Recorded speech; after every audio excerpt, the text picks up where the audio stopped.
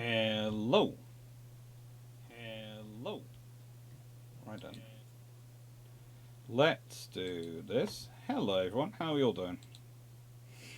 I'm starting early, but there is a reason for me starting early. It's not because I'm suddenly being strange.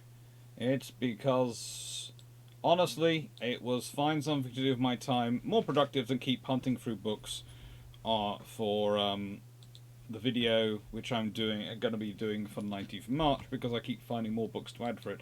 Because it started off with, there are no books available in English on this battle. I thought, well, that'll be good. My videos will also be one of the few, because I'll collate all the journal articles.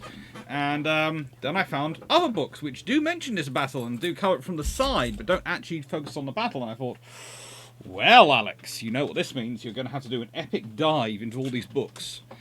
And then you realise quite how much some of the books cost on Chinese history.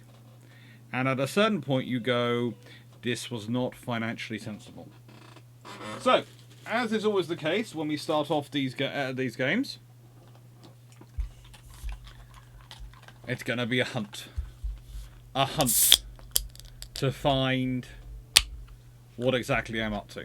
And I'm quite big in the corner today, but that's because last time there was something fluffy who kept jumping up at me. And, well, you all complained you couldn't see them. And as they're with me again today, they are here. They are currently being a stealth poodle. They are in the stealthy, we will not get spotted, we will hide and come out when we need to, and then we'll get biscuits mode. But they are here, currently curled around my chair. And if I look like I suddenly move, and I don't look like my body was ready for its moving, that's because someone has just kicked my chair from underneath. Hello, listen. Hello. You're by Palmer's Park in Yarra. Ah. And Yarra. See? The moment I start talking to someone, Poodle goes, hello. It's not him you want to see, it's me, isn't it? It's me. It's all for me. Hello, Icy Dead Man. Hello. Hello. And, well, I should also say, my question, which I asked on one of my YouTube videos, I think, the other day, of whether or not I should count these as lives and have Iron Brew cans while I'm, playing the Twitch, doing the Twitch streams, has been answered, because someone who was asked to remain nameless has actually found my address. Again, I give away far too much details on YouTube. And has actually sent me 12 more cans of Iron Brew. So, thank you to that person who I'm not allowed to name. I presume you watched the Twitch streams, because you said it was for the Twitch streams. And thank you.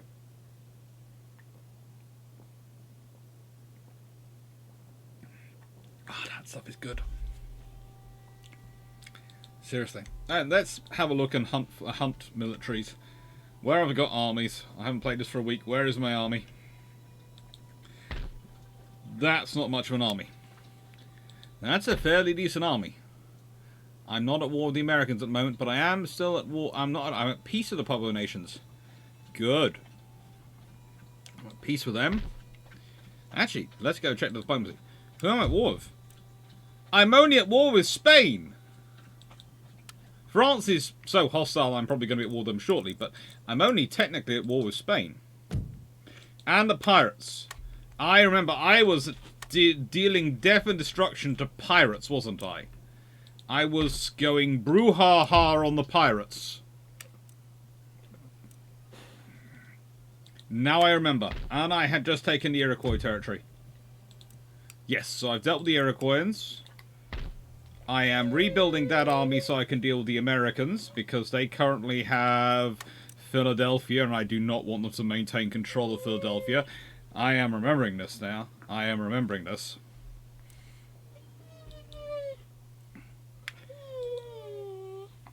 And if I'm not mistaken, Europe is fairly stable. No, you are not extracting biscuits through fluffy terrorism. Or fluffyism. Just because you can do plaintive cries and you can look gorgeous doesn't mean you should get more biscuits. It is not allowed. And I'd sent a bunch of third rates to the Caribbean. Yes, I have. And they got wiped out. I am doing some separate naval battle practice videos, which are going to come out at some point. They might be saved. And come out in June. They might be... I might do other things with them. I think I'll probably put them out in April. I probably do need to send the entire home fleet, but they got beaten up by the pirates. And so that's why I am now, in return, taking over all the pirate territories. And the pirates are down to just the Antigua Leeward Islands. Now, they do have a small navy there of 1 galleon. And I have 2 third rates here. I want to build up this army to go back there and take it. Because the pirates have got too powerful. They're starting to act like they're a state. And that is not allowed. I've really got to stop giving in to your fluffyism, haven't I? I have got to stop giving in to your fluffyism. Hello. What are you doing? I'm presuming you're coming after the home fleet.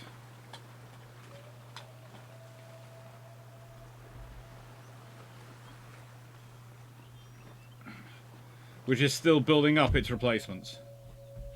Oh, you've got a carronade frigate, you've got a 6th rate with 11 guns, a 5th rate with 35 guns, 60... yeah, that's definitely not gonna... None of that's gonna survive against that. You go to there. I'm not too worried about that, because whilst you can blockade, there are more ships being built in Portsmouth. I'm fairly sure I'm keeping a steady drumbeat of warships coming out of Portsmouth.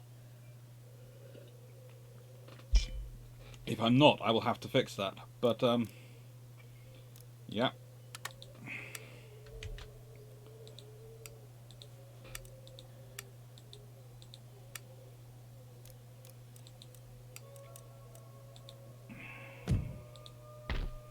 I am. There's now 3 third rates come out of there. And I would like another third rate, please. And... yeah. Now, by all laws of normal sense in games, I've got 3 third rates, a race-built galleon, and a galleon.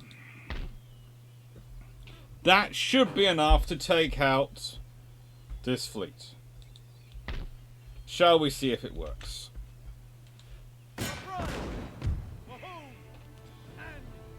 Right then.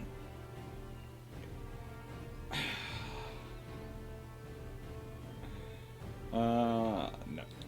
Not activating shield mode. And, let's see.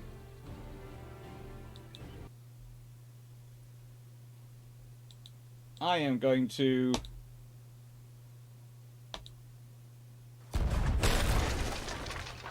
Sort of come because I am going to attack. Yeah, I thought I'd do that myself. But for naval battles from now on, if people play cannons, then we fight it. If we don't, we auto it. Barring if it's a single ship engagement, then I will reserve the right to make a decision based on what's actually going on in this scenario. Let's see if we can't do better than we did in the other battles.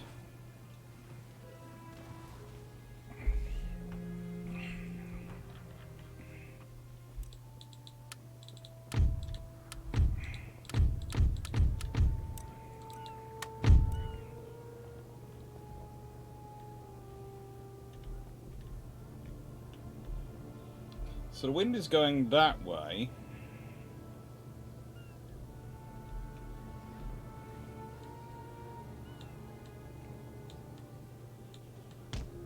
No, I don't want you to be... You're now arranged the wrong way around for me. I want you arranged that way. Oh, is that not a space?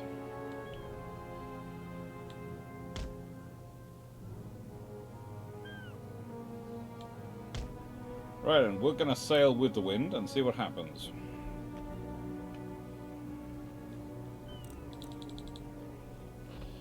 you're wagging your tail. You're preparing to pounce, I'm fairly certain.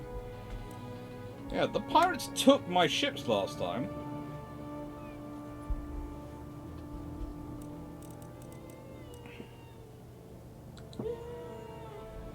I'm just trying to win a naval battle. It's not helpful when you help the other side.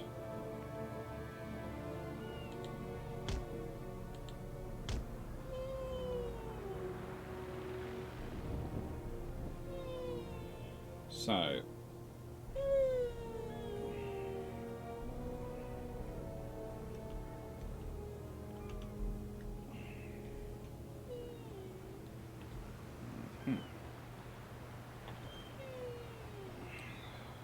No.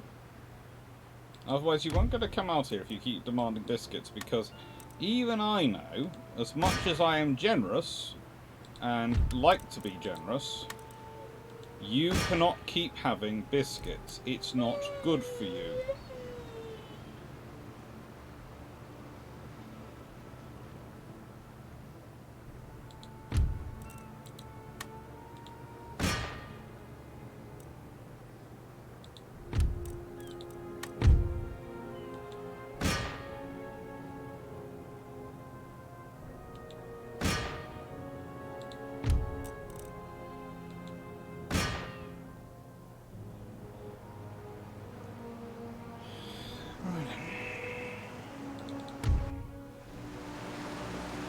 Let's do that. Because so far, when I try to use fleet tactics and keep them all together, that tends to lead to them being in... I have no idea, but they tend to fall apart.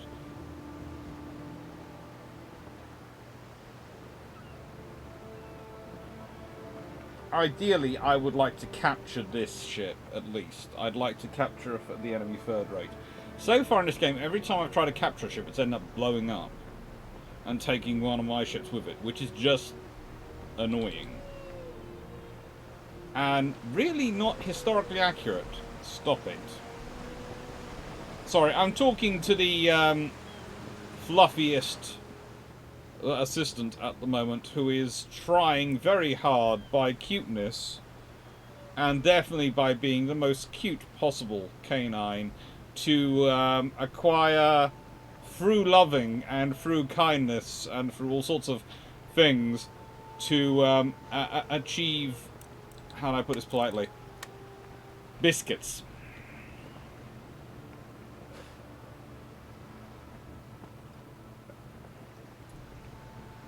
Right then.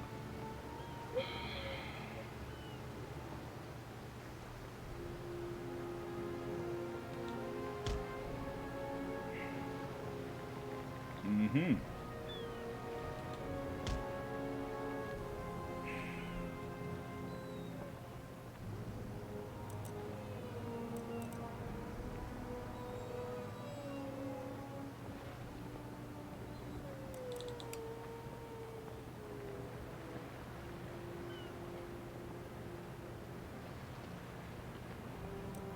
I misjudged my turn too early. No, I think I got it right.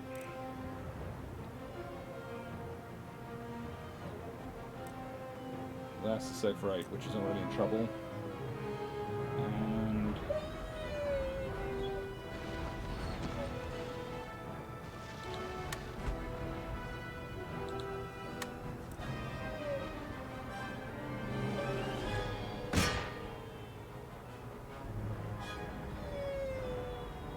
no.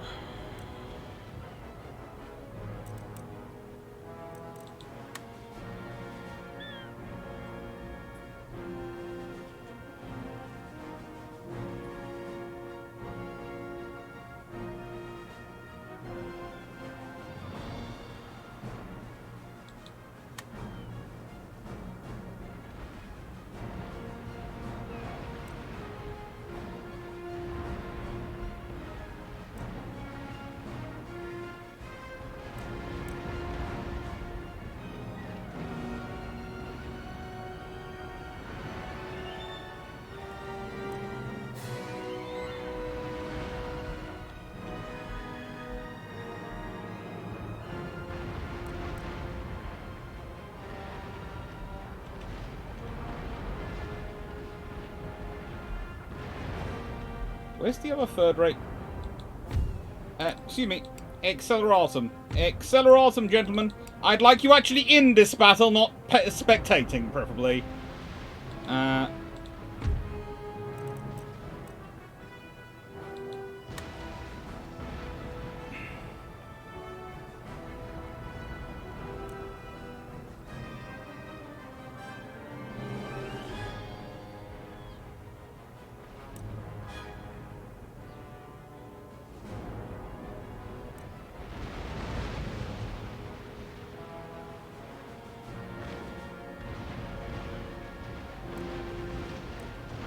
Oh, the carronade frigate's gonna get in the way, isn't it? Nope.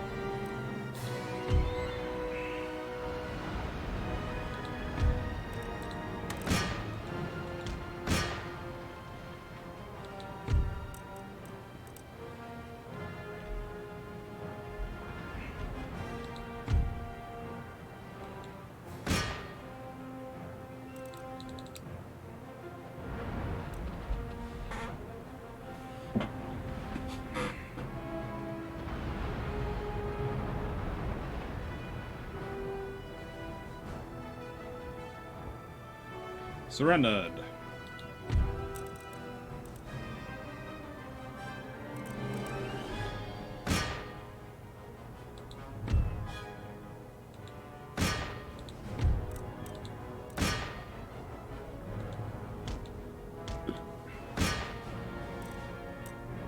Right then. So basically, in this battle, I have to behave like the Navy, and navies are land units, and specifically cavalry units. Okay, I am starting to get starting to remember this now. It's basically treat them like they're cavalry units.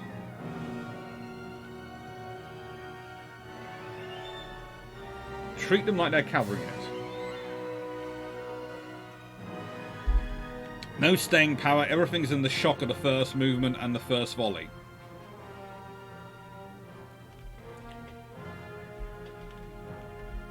Hopefully this could be a nice haul.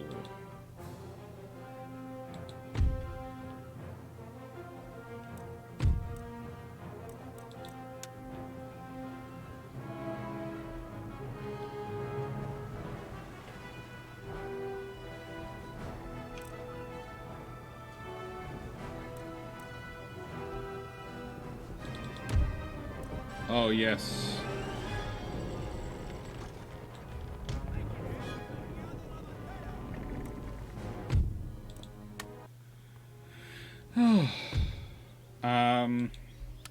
Instead of getting prize money, I am taking you all in.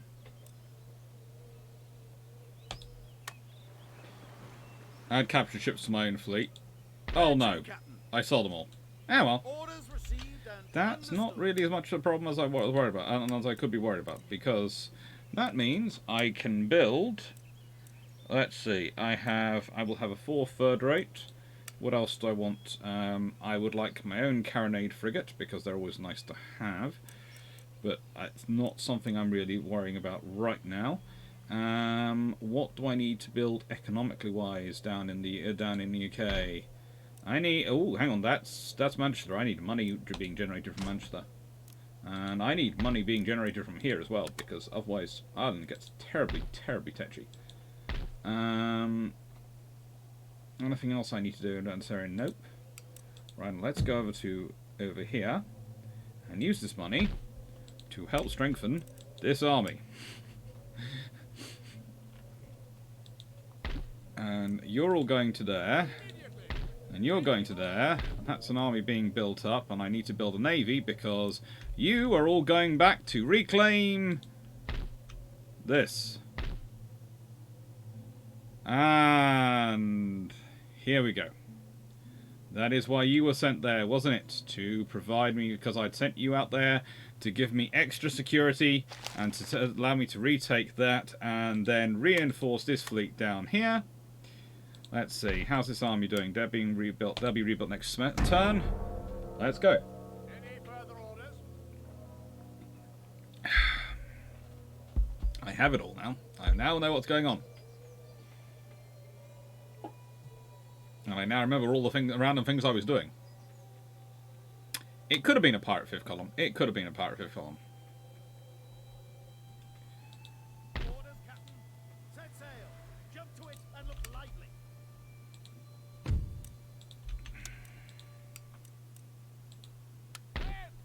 Forward. They'll recruit some people to guard here.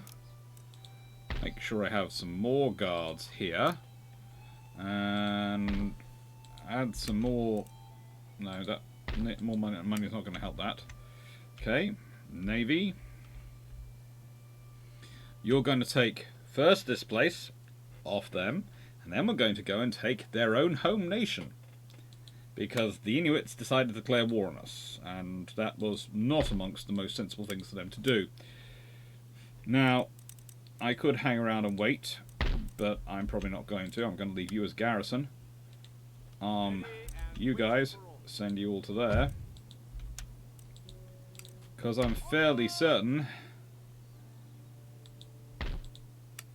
Oh yeah, that's some galleons to turn up there.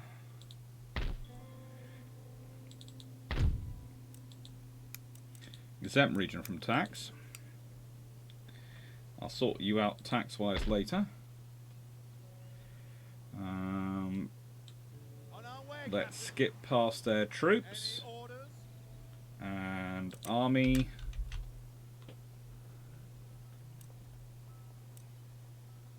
I want you ashore.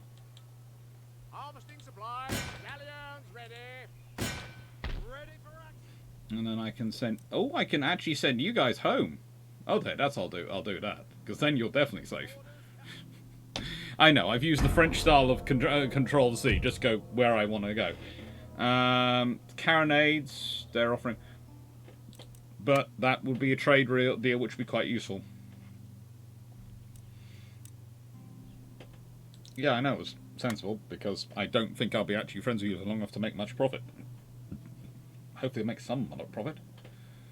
Because I need profit at the moment, because I'm funneling all the money I can into developing the industry so I can go and do...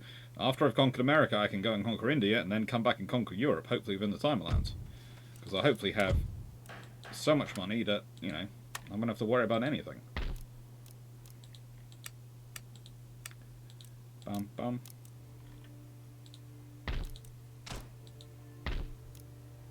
Actually, I might delete that.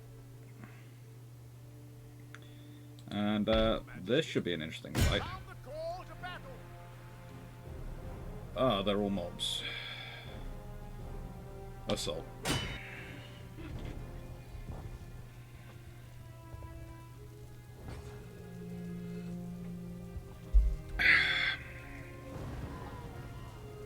Yes, they outnumber me. No, I'm not too worried about it.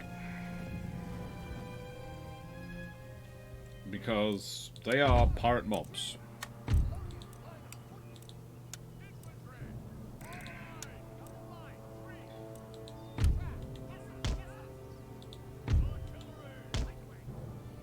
And as a rule, they are not necessarily the best or most well-handled organizations known to mankind. In fact, I'm fairly certain they'll probably come romping out and attack me. I'm just trying to work out where they're going to attack me from.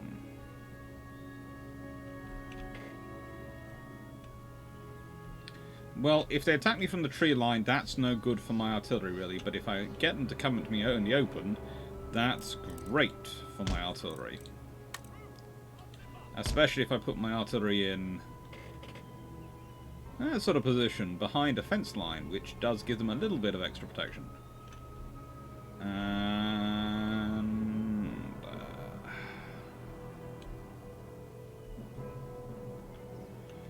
And That's given them a little extra protection. That's covered that flank quite nicely.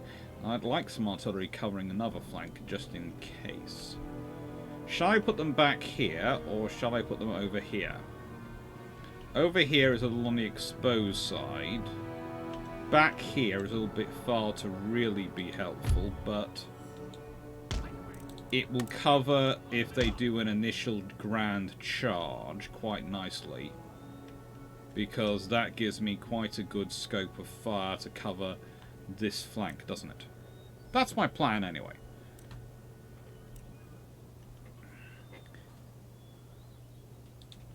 Let's see what they do. Ah, yeah, here they come.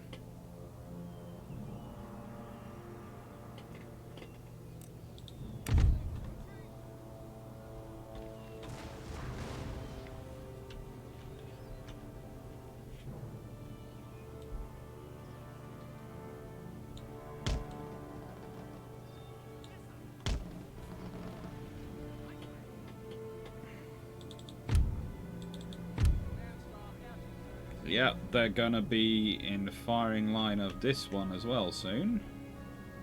Let's see. Yep, they're advancing.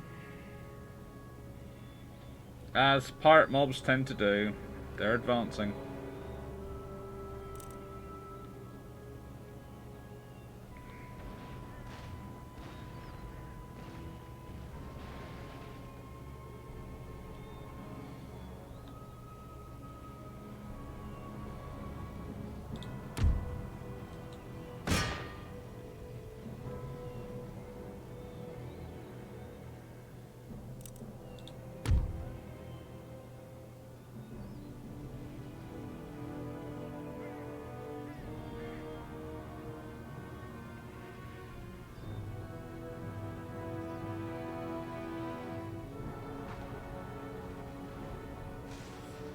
They have one unit hidden back here, which is, I think, their redoubt position. It's always good to know that the AI has been thinking some kind of sensibly.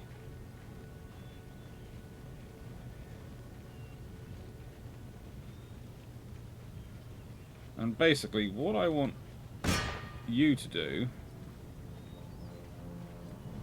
is to engage the flanks artillery.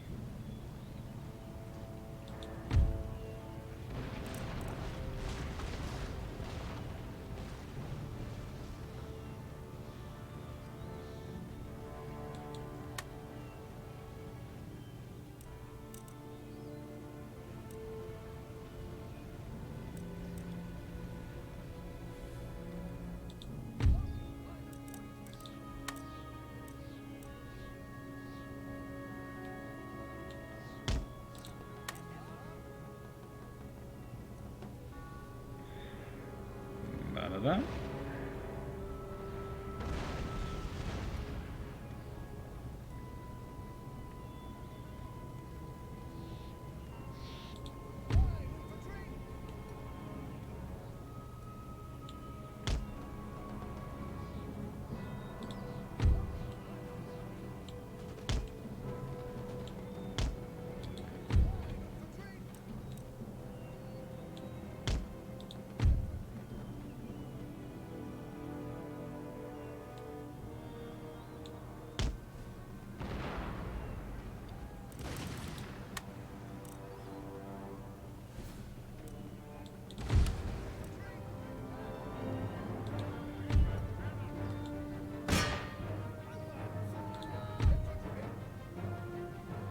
Now, if they do behave like pirate troops normally do,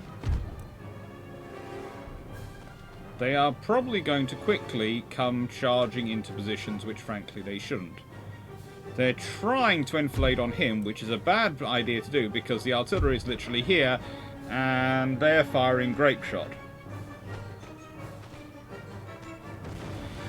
And when they spread out, they get into firing on this one, and this becomes my maneuver unit. Hello, maneuver unit. Oh, hello, I think you could also maneuver. Oh, you could. Oh. Yep. I think we're going to do this kind of thing.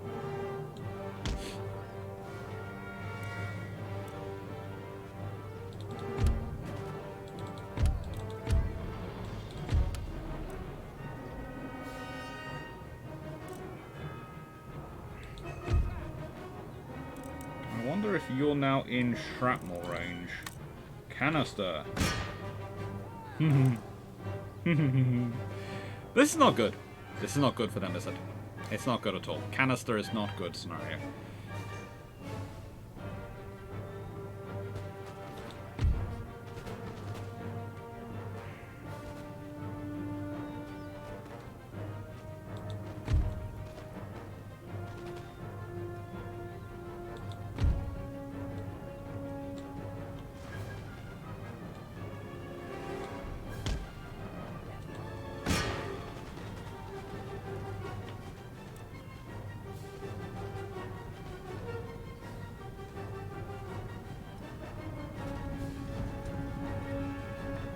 So my troops are using that nice, handy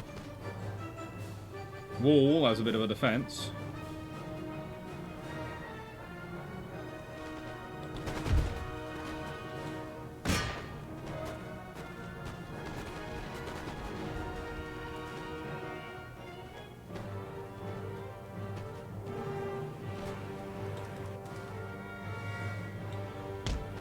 They're going to keep using that as a defense.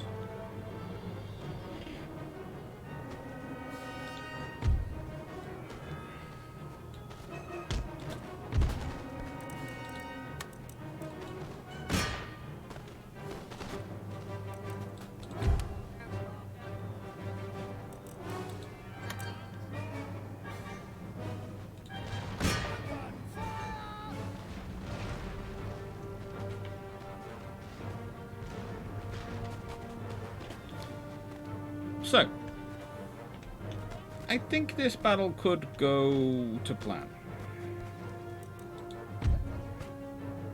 Yes, you are currently fighting two.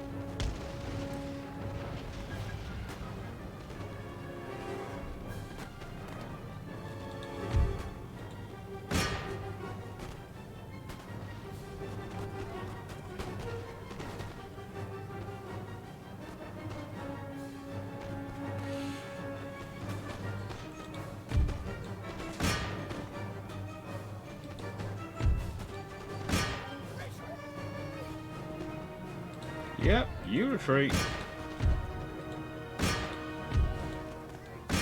Are you? No, no melee. Don't want you in melee form, just to go and attack. You attack him, you attack him, you attack them, you attack them, and you attack them.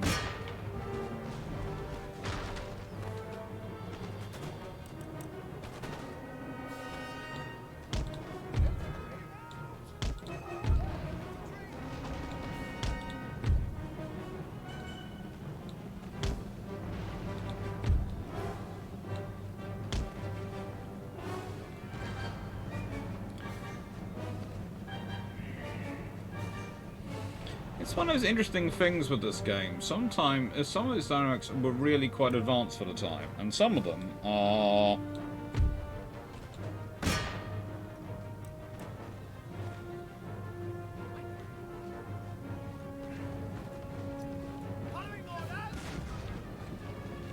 Well, for example, if I was getting surrounded by this... I'll just go and kill them. Hello, Cody.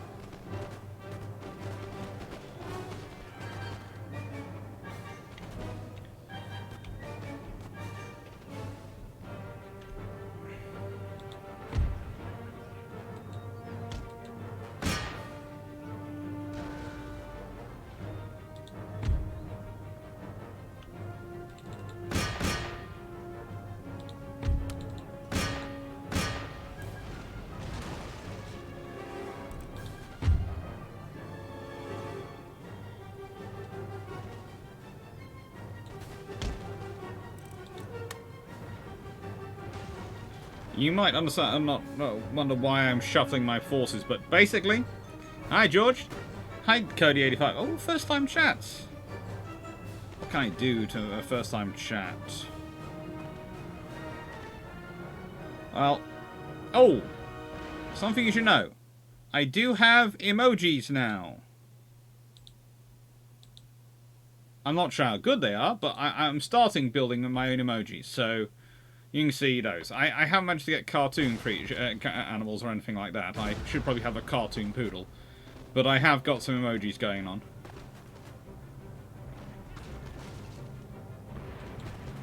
I am still getting used to differentials between Twitch and...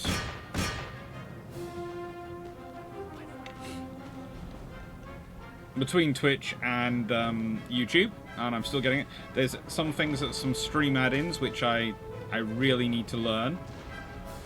But the more time I spend chatting to Gareth about it, aka Gareth the Brit, the more I learn and the more I hopefully get better for you all.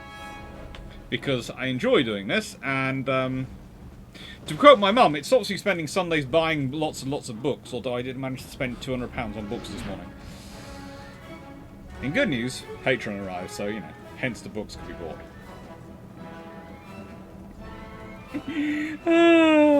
Seriously, the amount of money I spend on books. Hey, how are we all doing today? How is everyone doing? How's their day going?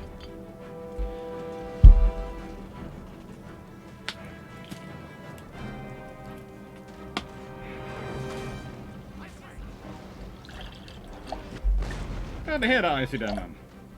Anyone up to anything fun on their Sundays?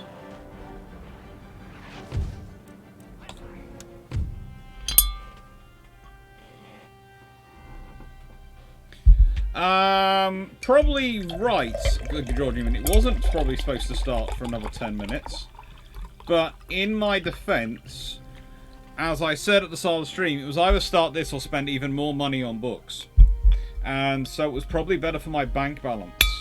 And for my for my Amazon delivery drivers back to actually start this.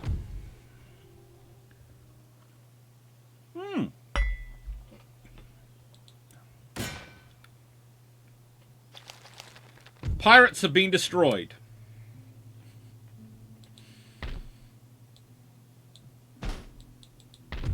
Actually, no, I won't do that to that one. That one I will keep and promote.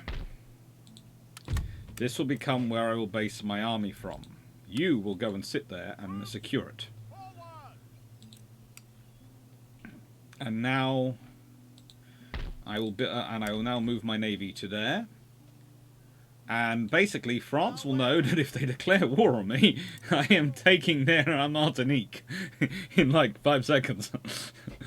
And at some point, the Spanish are going to realise I'm going to be gunning for their territories as well now. But, you know, let's first go off and, well, do what we were meant to do. So, how big is his army? His army isn't that massive. That army is fairly proficient. That army will go and fight that army.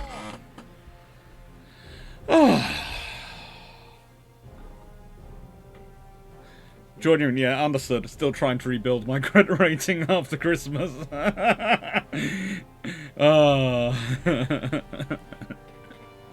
Giant stompy robots. Ooh, that could be cool. I was considering one of the other games to try to play on here. Okay, of some time will be Pro Supreme Commander. Hello, Bane Tank. Is there much of a difference between Total War Napoleon and this one? Total War Napoleon is built on this one, and Napoleon is really the advanced version of this.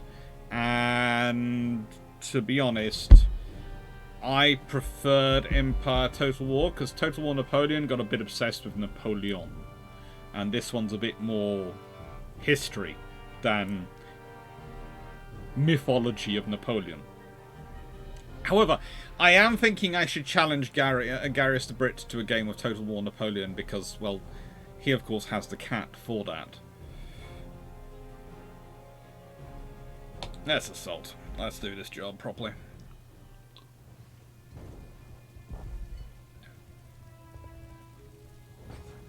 It is your attitude and the suspicion that you are maturing the boldest designs against him that impose on your enemy. Ah yes, good old psychological warfare. Make your enemy think you're going to beat him before you actually beat him. This looks like a tundra. This looks like I already gained control of the town, let alone a town. I thought I was the one attacking the town, not defending the town. So, yeah, this is an interesting one, but I suppose it's angle of attack. Right then, solid infantry. Form 2 lines in the centre. General to there. Add in you guys. Your job is to try and keep the general from killing himself. Your job is to turn this patch of forest into a surprisingly nasty spot for anyone to try and come through. And your job is going to be... Hang on. Should I position myself up here? Because will they attack me or expect me to attack them?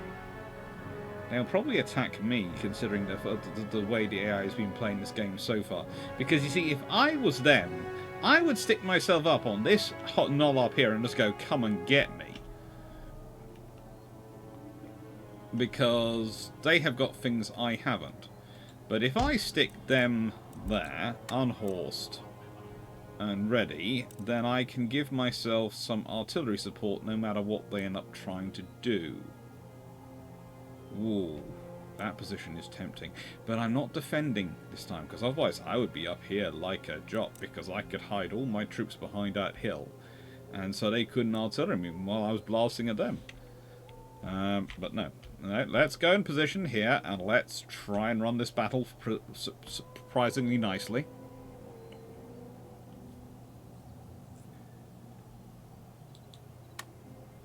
You'll like both. There's honestly nothing wrong between this one and Napoleon, but yeah, stale on this one is a good. If you can get this one for, I got this one and have had this one for years. I got this when it first came out, and I have loved it ever since. But even I admit that I would not be paying more than about a tenner for a game like this today, because it's just not. The Chief's bodyguard is running off that way. Your general is running off over there. Now, as much as I love a good general running off, it does make my life a little bit easier, because I'm just going to do this. The general's run off over there. His troops are coming at me over here.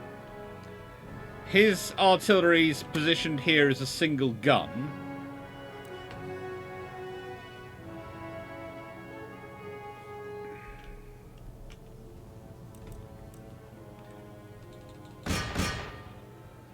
And they are... He is trying to get to my artillery. I can understand the bravery.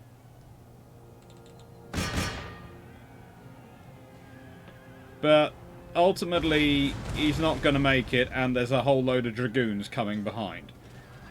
So yes, you have challenged me to personal combat. I find this very kind of you.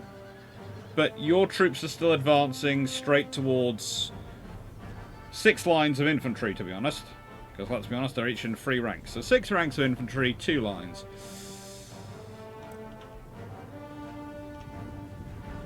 Two lines, each 3 ranks deep. Yeah, you've got great troops, but they are coming up a hill. They have water. Again, remind me, am I the one who's attacking in this battle or defending?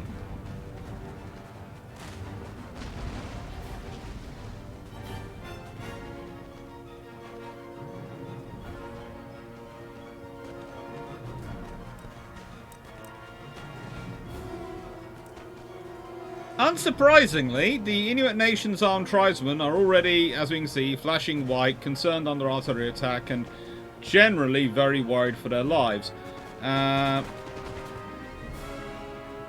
Most of them have suddenly realised that there are sharpshooters in this wood, which means trying to do an angled attack up here against the artillery is bad. And over here, well, I think he's dead. The chief's bodyguard, he could survive, but he's against, like, 80 troops. Versus with, like, 10. In a cavalry melee. That's just not nice. It doesn't matter if the bad guys end up dead, but I do like to actually be remotely challenged. Some of the factions on here will actually give me a challenge and will actually fight. This is what I find interesting about this game. I have it set on a setting so it's supposed to be all factions are hard. But I swear, some factions range between being insanely hard at some levels and really easy at the supposedly higher levels. Because it's like the Inuit factions. I swear they're tougher to fight when when you're playing it on easy than when you play it on hard. And I don't know why. I know, I shouldn't be asking for trouble because otherwise I have to send so many letters to the 0 and 1 mums and dads and spouses of these troops. It just the amount of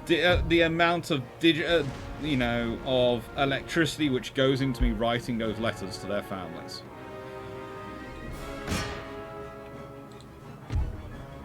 Yeah, I know. I'm advancing. I shouldn't be advancing.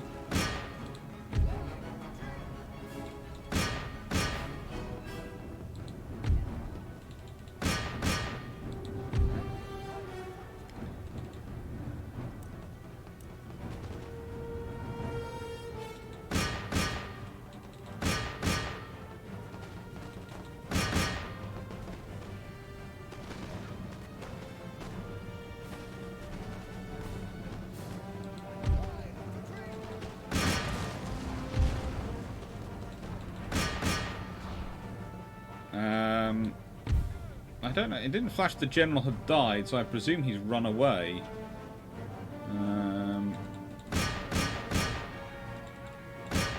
Go deal the medicine men, cavalry. Elite infantry.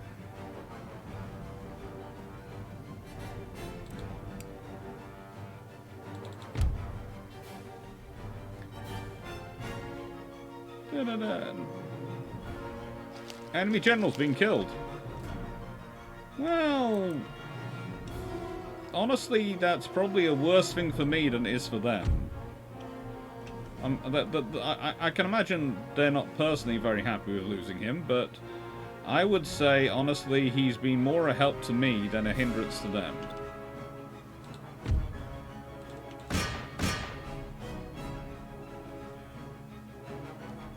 I have no idea why the Inuits are dressed like Iroquois, because let's be honest, if I was where the Inuits were lived, I don't think I'd be running around like that, but you know. There are lots of interesting things in this game. It's like, why are a dozen people charging roughly 200 soldiers? I know they're brave, but I never thought they were stupid.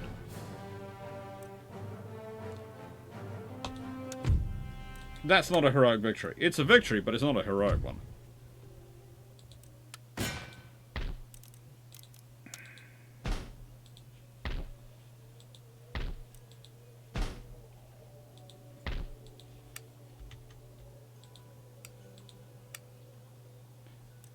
Right. Why did I spend so much money rebuilding all this stuff?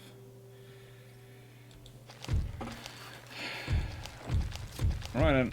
Admiral, you can go away and sail south because I'm going to use you in basically what is going to be called a nice little version of Bye-Bye Spanish Empire. Because the only nation I'm currently at war with is Spain, so I don't need to declare war or start anything new to go and beat you up, and I have armies down here. And yes, you have territories, but, well, I might fancy Caracas. Bogota, it's always nice. Panama. What is annoying about this game is it doesn't have the Ria Plata, it doesn't have any of the real heartland of the Spanish Empire in South America. You can get, there's Mexico, but there's nothing up there's Santa Fe, New Mexico, but none of the reasons why that exists up here. There's also the fact that the Puebloan nations are apparently in Texas. We'll leave that to one side. Plains nations have a capital up here in Yankton. Plains nations are usually fairly friendly. What I tend to do if I'm playing, I usually, I have to say, I don't often play as Britain. Britain is something I usually play when I'm getting used to the system. But as you can see, Russia is doing quite well here at the moment. So I'm probably going to have to deal with Russia shortly. Sweden seems to be in trouble. So I'm probably going to have to... I'm at peace with Sweden. I do not want a bellicose Russia to have taken over the whole of Europe and start coming down for me, because then I will have to defend quite strongly. And you look at that, you can see how strong Russia is getting.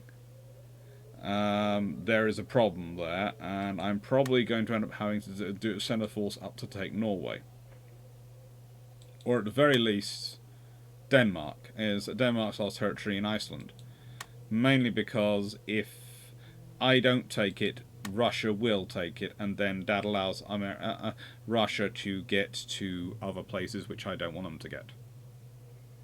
Hi, George.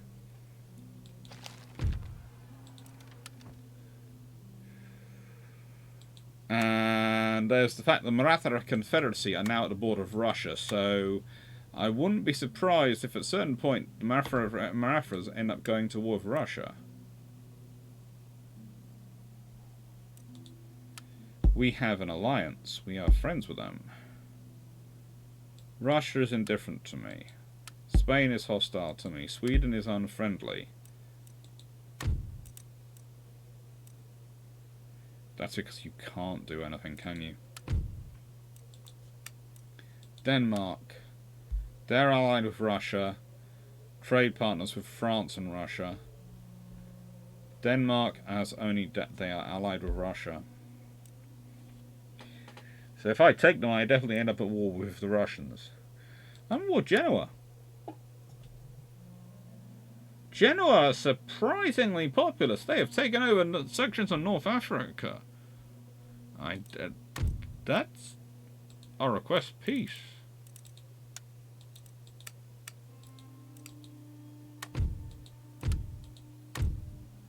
That's always sensible. Venice. Request trade agreement. Offer. I like Caracas shot. And I like utilitarianism.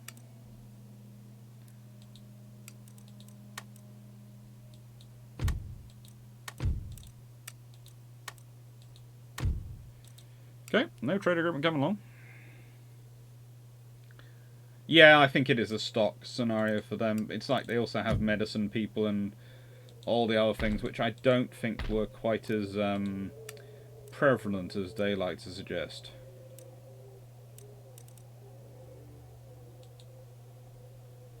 I'm going to send a Protestant ministry up to up there to do basically spy for me. Not that one would ever use a missionary for spying. Yeah. So I can build soldiers there, there, and there. That's losing that. That's keeping that. That's going to have to require some work and some defences. Yeah, I think we can end this one. Let's go see what's our finances looking like for next time. Ooh, our finances are looking good.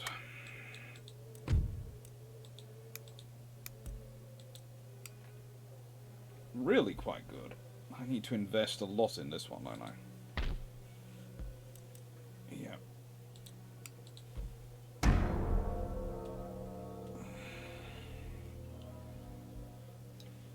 And once I got Iroquois territory and all the others starting to work up, then I will start looking at more options.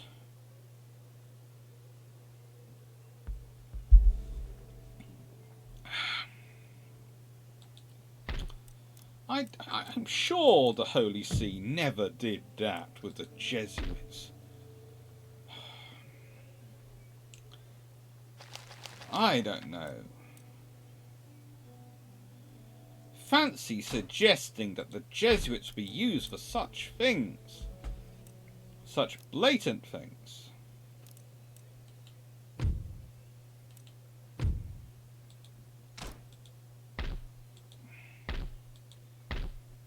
Never be used so blatantly. Never, I do say. Yeah, I'm not allowing any artillery to be built in Scotland unless I have to actually do something again with Scotland.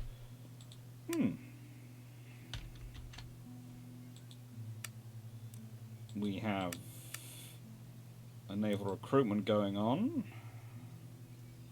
We now have some of those. I thought we were doing more recruitment down here, but I'll add a 5th rate into it, because that would be sensible, and I will then order some more naval recruitment. I've got a 3rd rate, add another 5th rate. Okay, you guys going down there. Now I've got some 3rd rates going around. This is going to be become slightly more interesting. And I need to restock this army, because you're going to form the base of the army which is going to go and take Spain's territories. and I need to do some rebuilding in Iroquois and you next time. Hopefully no one attacks me, because I'm just going to run through these next couple of turns just investing and building stuff.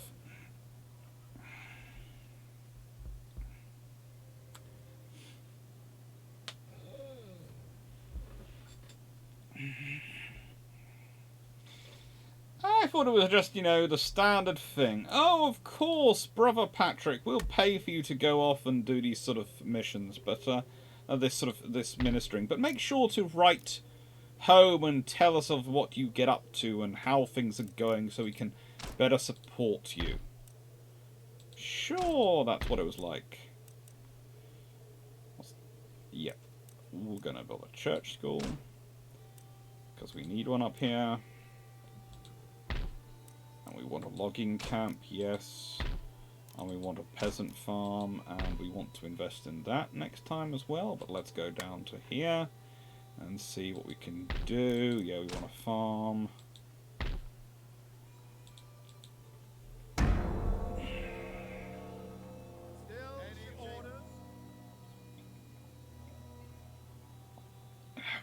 Now, the trouble is when you do a couple of turns which are like this, when you are just literally running the game through and investing to pay money for next things, you have to keep an eye on what your opponents are doing, because they can get very adventurous.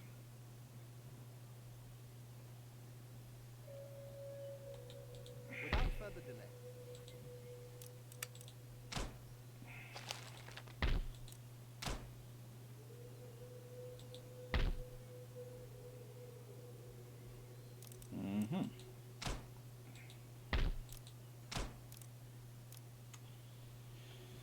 And they do tend to covet your territory while you're improving it, but at the moment, as we can see, the Americans have no troops in their capital, which is not really sensible when I have an army within one turn's march of you, which I am slowly turning into possibly one of the largest armies on...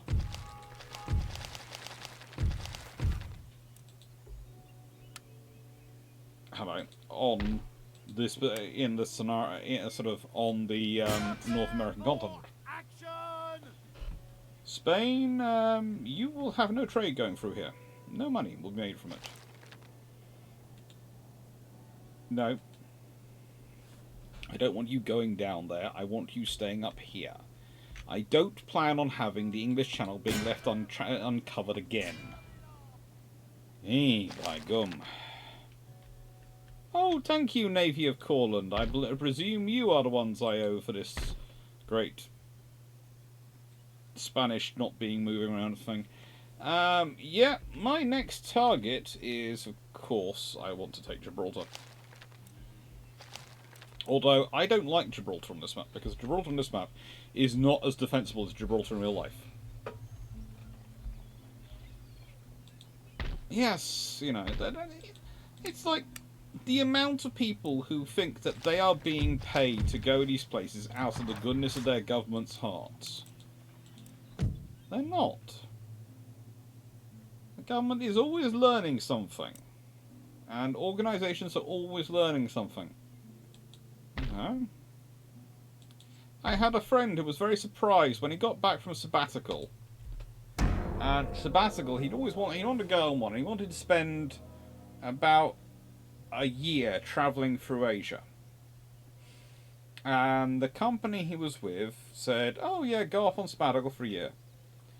Comes back after his year away, and he's worried about his job.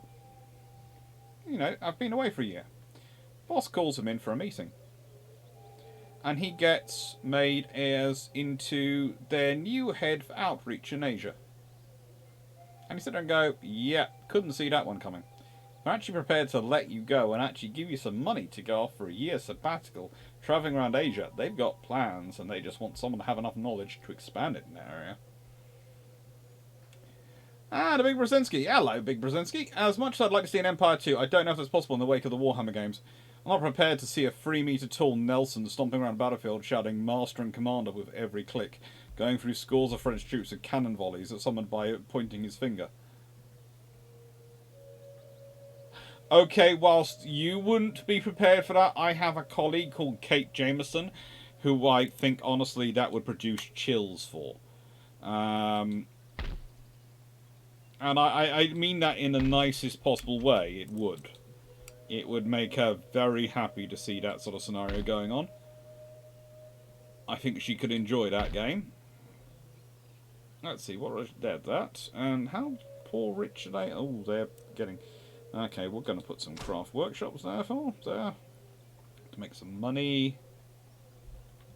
Anything else I can invest in to make some money for you guys? No. Not at the moment. I need to invest in those two, but otherwise we're all good. And we're just bumping up the amount of financial income. And I need to... Ooh, you are looking a lot better, aren't you? Yes, you are. You are looking a lot better, but I still need to bump some money into you. And I need to bump some money into these troops, don't I, to push them up so I can attack Spain.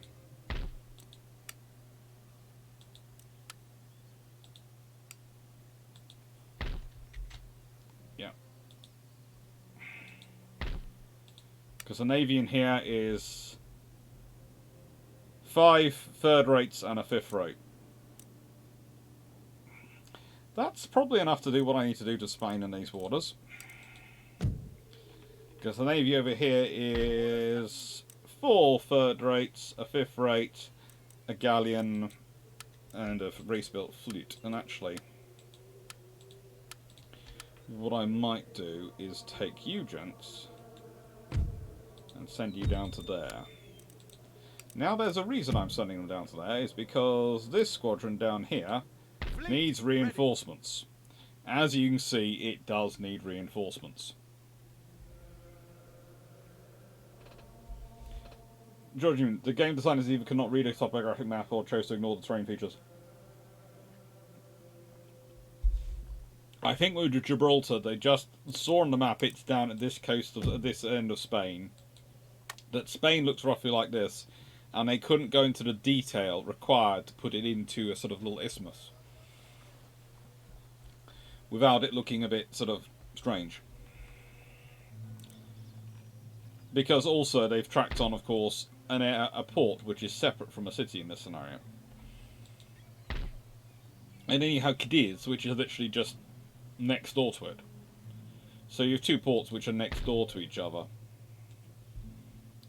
And it's as accurate as they could make it, really, on this scale. But it is not quite. It is not Gibraltar. It's not Gibraltar. It's just not. I think the Americans are trying to. Ah, hello. I'm at war with Spain, and well, you're going to have to give me a trade duty, and I'm going to demand Caracas shot, and that, and that.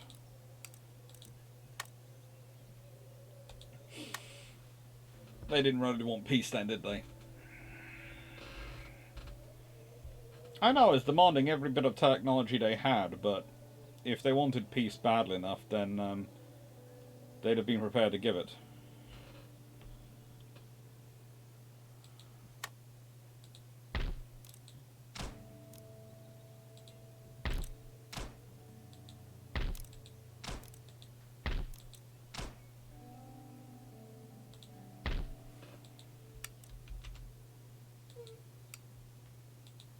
And if you do hear minor whimpers coming, that is the fluffy research assistant going again with his campaign for sustenance, even though he has had his dinner.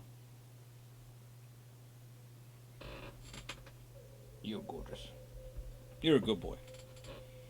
You are a good boy.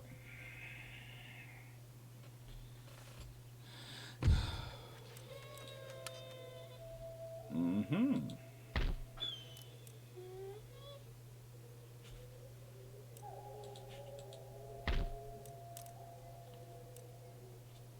Let's see, which religion is this? That is the correct religion. Financially, that's going down in terms of income.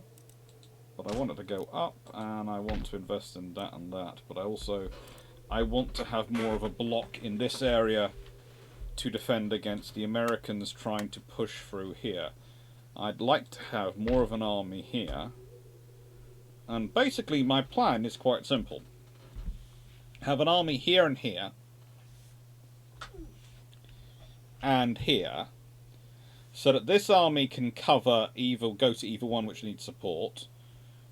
To be honest, so can this army. This army will advance to take Fort Portin, and this army will advance to take Niagara. This army will take Philadelphia. And then that will steamroller down.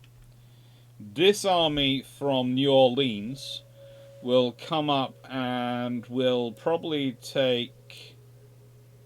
because that's American, isn't it? So that army will come up and take Chicasa. And the troops I have here in St. Augustine, Florida, will be the ones I will aim at Charleston. But that's currently controlled by Prussia. So Prussia have taken over that. That's always fun. Fluffy Reason likes to beg for treats like he's an ill-treated whelp. I know, it's terrible. You know, look at him. He is suffering. He has no sustenance, no love at all. It's just, it's a constant thing of what happens. You know, no one takes care of you. No one feeds you. Look at him. He's honestly wasting away. He is, you know, you can see he's shrinking. He's shrinking, aren't you? Your mummy's trying to put you on a diet because she's worried about you. You're not overweight, you're just not going in the right direction weight-wise. Did you eat that biscuit so fast you then had to cough it up? Check there's no bit over books or anything, no. You're lovely, aren't you? Yes, you are. You are lovely. Absolutely skin and bones. I know it's terrible. It's terrible. Eesh. Good. Yeah. I don't know. Eesh. Ooh. Hello. Hello. It must be terrible to be such a starving, fluffy puppy. Right. Ugh. Please, no more support for the French and the Spanish navies, and certainly not for pirates. Fluff.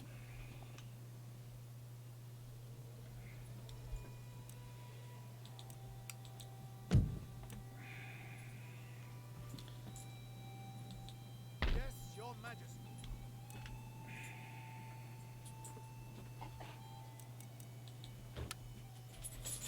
Underway. Orders, Captain.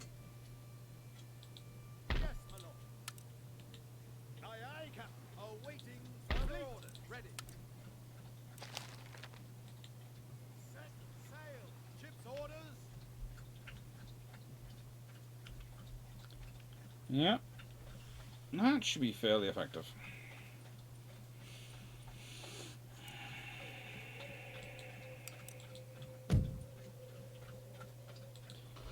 I can go no further. Carlos. My man, I have great respect for you. I really do. And you're lucky. I'm George the First at the moment, not George the Third. And that is a nicer thing for you. But you need to respect this. The fact that I have spent so much of my time fighting you. You have to give me things. You are the one who came to me for peace. I ain't giving you peace without giving you stuff for peace. I'm winning. So that just isn't happening. So it's not happening. So, in the nicest way, you are just barking up the wrong tree. You give me stuff for peace, not I give you stuff for peace. Okay? He is a lapdog. He is definitely a lapdog.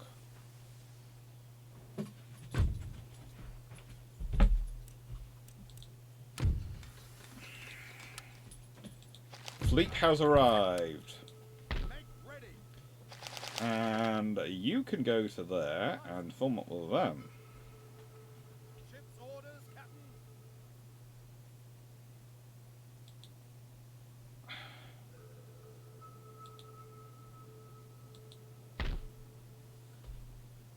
That's a massive fleet for not much advantage the French have here.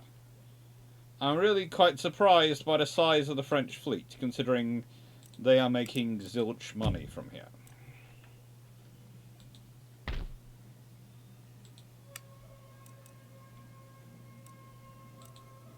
A 4-freight ship of the line. I don't want a 4-freight. I never want 4-freights. Even when they're the most powerful unit I can build, I don't build a 4-freight. Ay, caramba. Ooh, that, again, finance is going down. I can't have finance is going down by that much. Let's see, what are my finances like? No. All good. Ministers, fairly decent. Can I get rid of the king? Because frankly, he has got a mistress, he's got a choir master, he's got a controller, he's got a stall, he's a stall. His attribute level is 3 stars. As kings go, he is frankly pointless.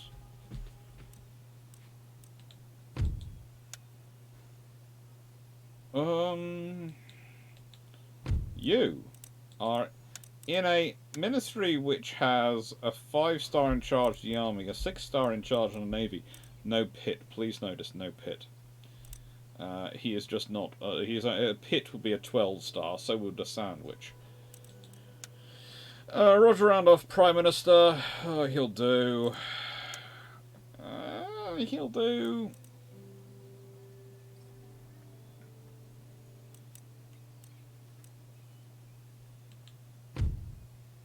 I want him for something. Oh, yeah, I want him for something.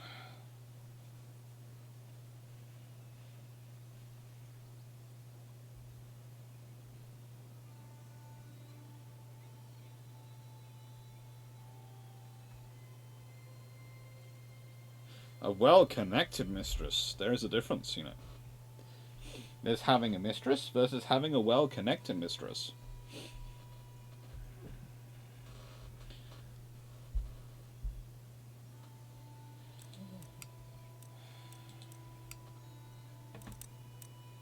This army is almost at full strength.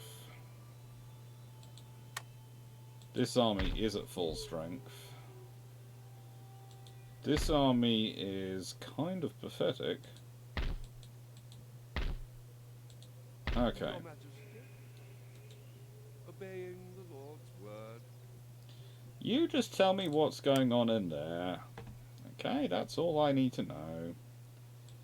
Thank you. If they start massing an army, I need to know about it. You are the only ones on an active fighting front at the moment, aren't you? Because I'm still at war with them. So yes, I will put the money into investing the money into you guys.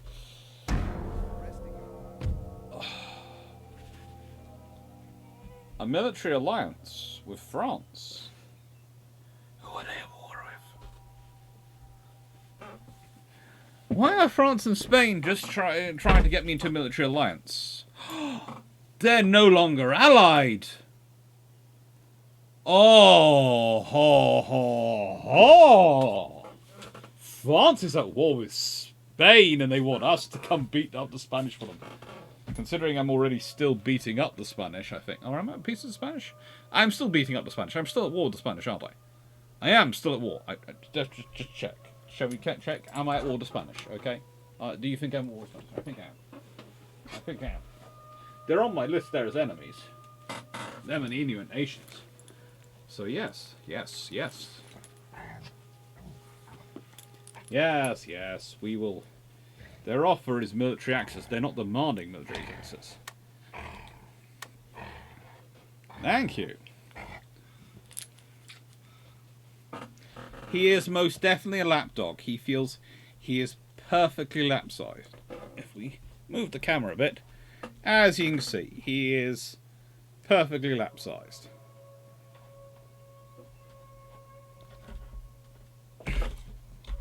Yeah, that was a bit messy. Stay. Perfectly lap-sized. Oh. Newfoundland. Okay. Yes, I'm not surprised the government has retained control of the house. We'll put you there. We'll upgrade you. You in there. I really should be taking the Spanish more, how do I put this politely, seriously as a threat, shouldn't I? I should be. But I'm just not inclined. With the way they've been behaving so far in this game, I'm not inclined to do so. I'll upgrade you to be a trading port in the next few minutes. There is going to be a lot more fighting in this game in a few minutes. Keep your friends close, your enemies closer, and your frenemies even closer. Oh, good lord, yes. Or make all enemies frenemies.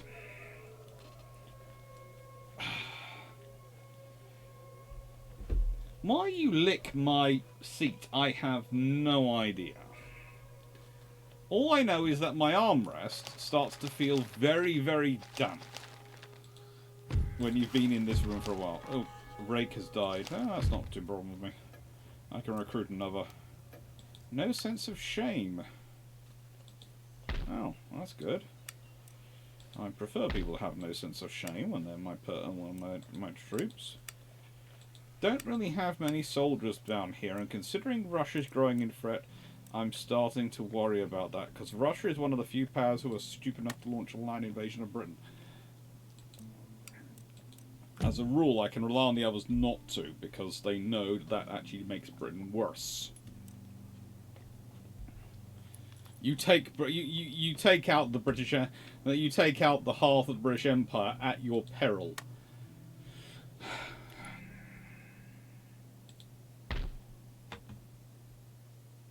Yeah.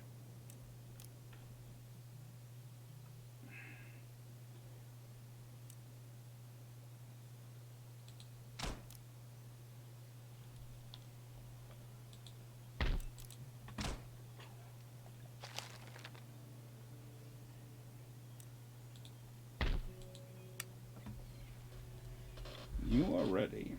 And there are more troops around you than the Americans seem to realize. Do I have any agents I can send on a nice little wander? I need an agent who will not arouse too much suspicion. Just the right level of suspicion. Oh, my friend.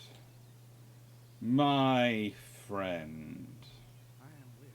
My gentleman. By your leave. I'm gonna send you to steal research from the Americans.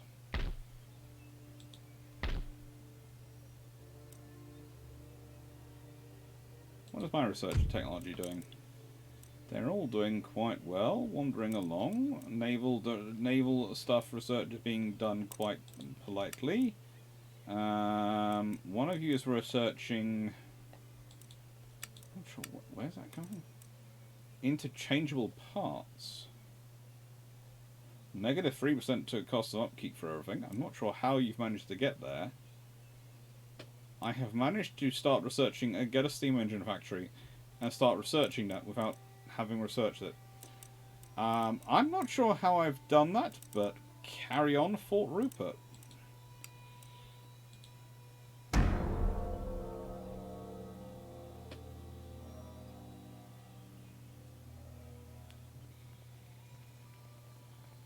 Hello, Spanish Army. Well, I have been said they haven't done anything for a while, and they've been kind of surprising, but, you know, City of Prestige, New Orleans.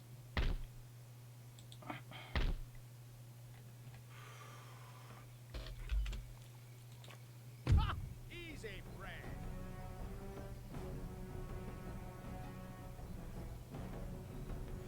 Sorry, just clarifying. Can someone please check those stats for me? I'm going to move myself.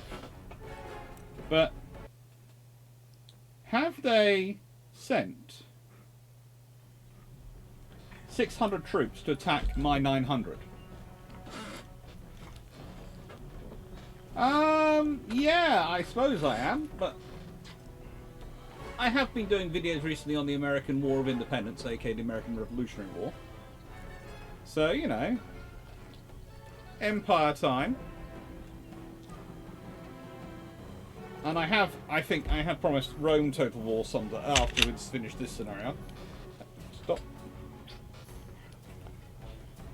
Sorry. Rome. If you don't mind, we have to show these people why the Pueblo nations really didn't like to take on New Orleans. No one likes to take on New Orleans. Right, I have 120 troops who are mildly useless. I have 3 sets of artillery. They have 5 sets of artillery. They have 2 cavalry units, both with that, and they have them. I have those as my cavalry units. They have 6 solid infantry units. I have 4 solid cavalry units and 5 solid infantry units. We are theoretically the same number of units, but my infantry are on average all at full strength. And somehow you're trying to say we're evenly matched. I don't think so. They have a lot of faith in their horse artillery. I have a lot of faith in my cavalry.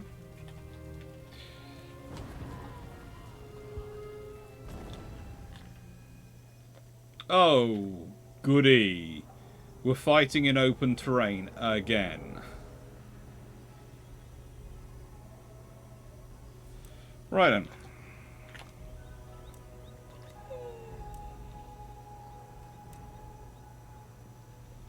Now, how was I planning on defending this last time I was here? Oh, yes.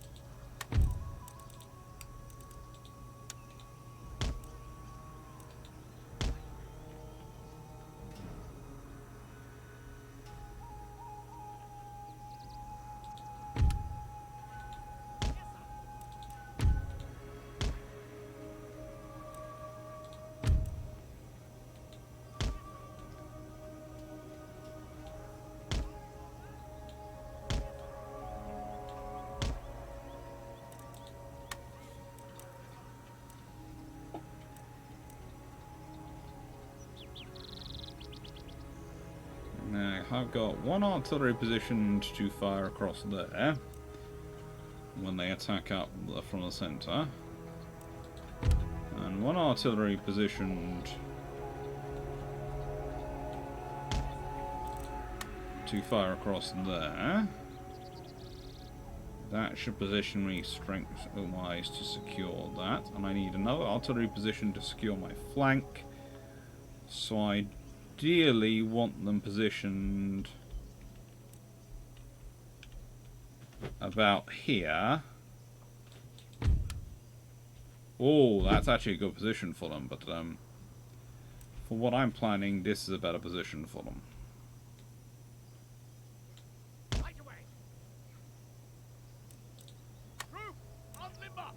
I didn't realise, but yeah, that should give them nice coverage, which, if I'm not mistaken, is not too exposed. Nope. Right then, cavalry, cavalry, cavalry, cavalry, and cavalry. I have done this for one I don't want you in there. I have done this for one purpose and one purpose only. You. Where did I have you guys positioned? You were my artillery positioned over here. Stay over here. I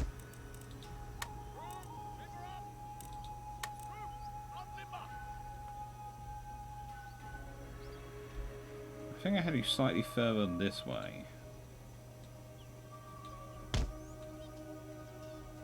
Yeah, I think that was about right. So, they have a lot of faith in their horse artillery, which is nice for them to have faith in their horse artillery, but I have a lot of faith in my actual horses. In this scenario,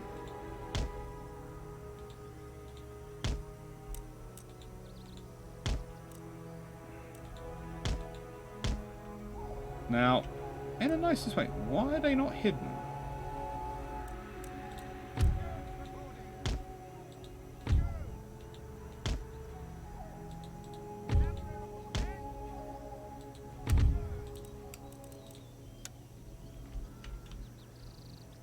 Earlier, you were all hidden. How can they hide in this patch of woods, but they can't hide in this patch of woods? Can someone please explain to me how they can hide in... This is one of the thickest patches of woods on the frigging map. They can't hide into it, but I stick them in here. 3 are hidden. All 4 are hidden.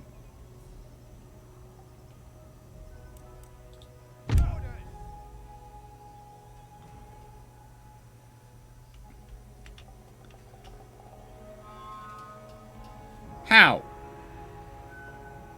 How? It's just absurd. So, let's go back. Let's set it up. Sorry, I decided to move it so you could see more of the screen. And forgot, if I quickly move these things. So where do they have them positioned? Horse artillery, and the horse are over there. Okay. Horse, horse.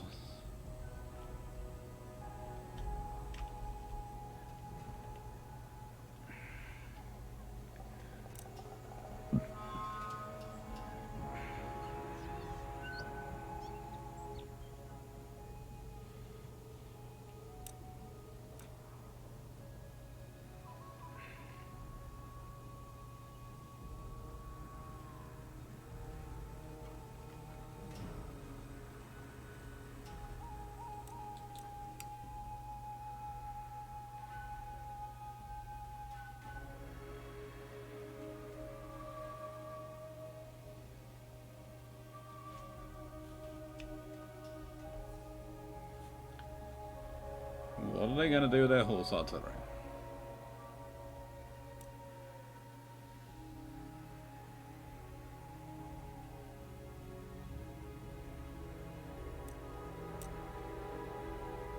They've still got all their troops limbered up, haven't they? They're all limbered up. Foot artillery.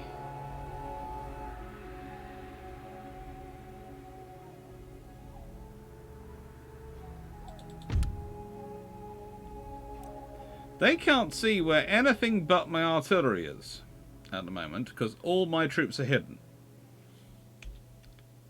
And they are waiting to find out. But at a certain point...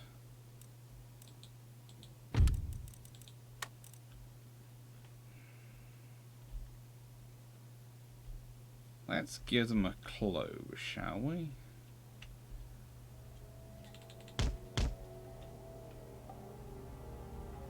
And let's see what they do when they see a cavalry unit moving.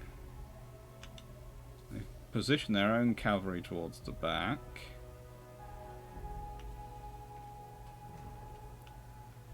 Hello, Ali. How you doing?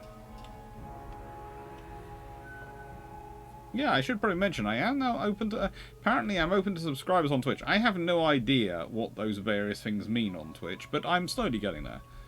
I know what a subscriber means on YouTube, but on YouTube you set the amount they can pay and subscribe, but I don't know what the subscriber does on Twitch.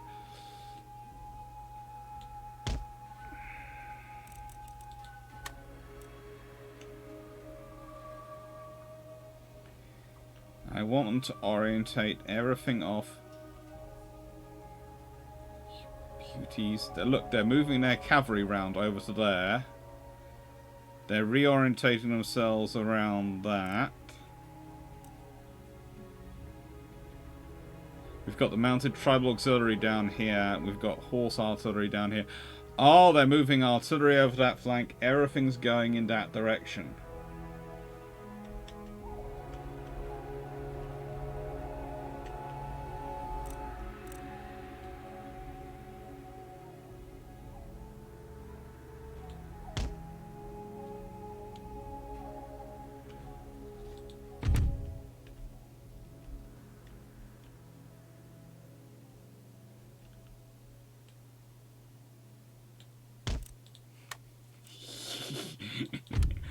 Oh, da, da, da, da. Yes, but now I've got cavalry moving elsewhere on you, haven't I? Look, there are cavalry moving all over the place.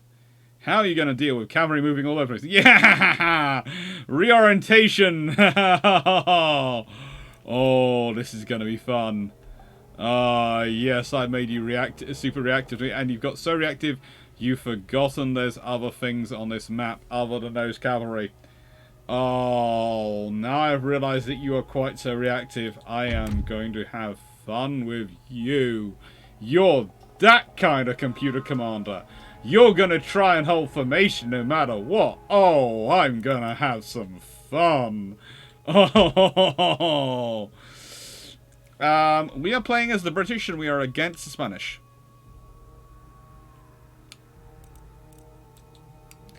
And $4.99 a month and access to emojis. Your subscribers count also controls how many emojis you get, plus a few others. Cool! Thank you for explaining that to me. I had no idea.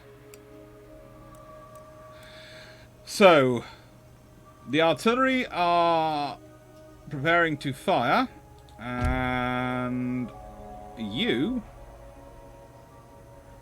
are gonna come and kill them. You, gentlemen. Oh, yes. You, my beauties who are causing them to have mild panic attacks, are all going to go to here. Oh, yeah, there are now infantry moving around on this battlefield. There are... I'm going to have to start moving some artillery soon just to wind you up a bit more. Yes, the back artillery, limber up. Yeah, you're going to be moving slowly, ever slowly as a portent of doom. Okay? You. This is going to be a dash attack, right? You go in, you take out artillery. Look at them, they're slowly moving. But that doesn't really bother me, because I think I should take out pretty much both units of horse artillery, and then go.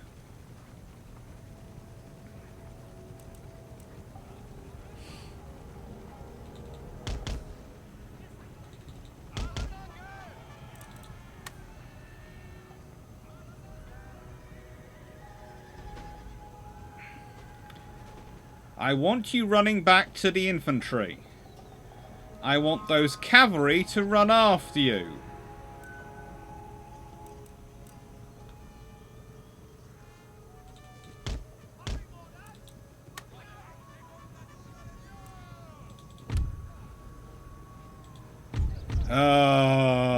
Why do I use English regular cavalry for anything? The dragoons are the only ones who are worthwhile having. Infantry, move up.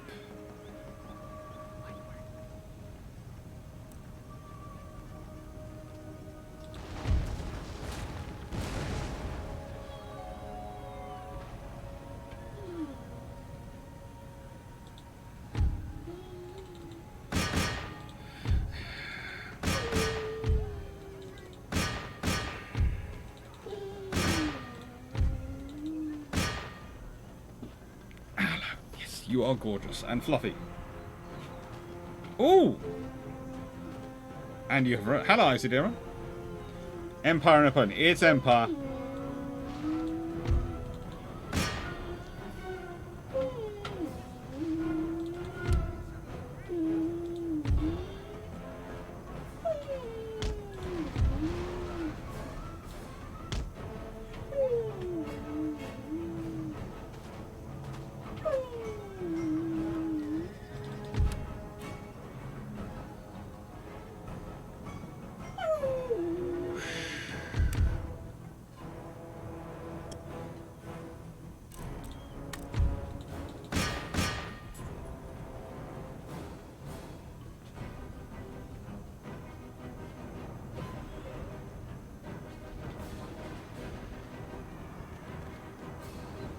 So, yeah, that's their horse dealt with, mostly.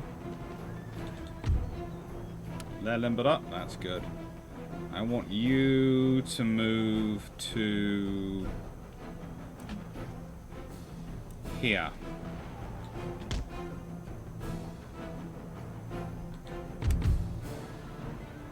And you guys, again, keep moving to... here. Hello. You very much do try the whole plaintive. I'm suffering fluff. I need attention and fuss, and I need a biscuit. Now let's go check what the cavalry unit's doing. Don't engage infantry, please. Although you apparently have managed to do some damage to some infantry. The fact that you again, colonial dragoons, again have proven your value versus the traditional troops, I just love you. Let's see. Is there any artillery left on this side? No, they've all withdrawn over that side. Ah, cute. That's more of a problem for them than it sounds, because they're currently doing a siege. So if I've taken out all their cavalry and all their infantry, all their artillery and cavalry, they've got less infantry than I have to begin with, and they're doing a siege. And suddenly they've not got big guns, which means they are going to be in trouble. So, even if I don't win this one, I win the next battle. I'm going to pause this for a second while I deal with a fluffy puppy who needs a lot of attention. Oh, you need a lot of attention, do you? Yes. Sorry. Ugh. He's had a hard day.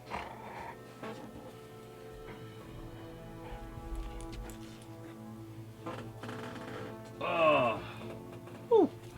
Hello.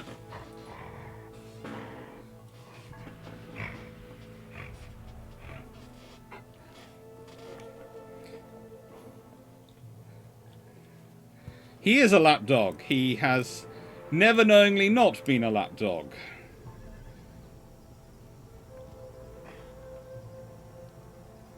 They have 6-pounder artillery. They have 1 gun left.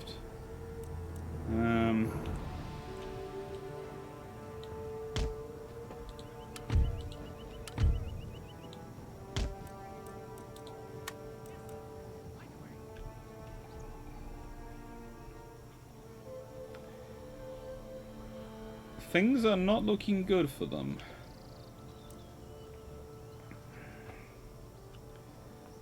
Looks like they're losing quite a few units. I should not be realistically able to dance around them as much as I have been dancing around them.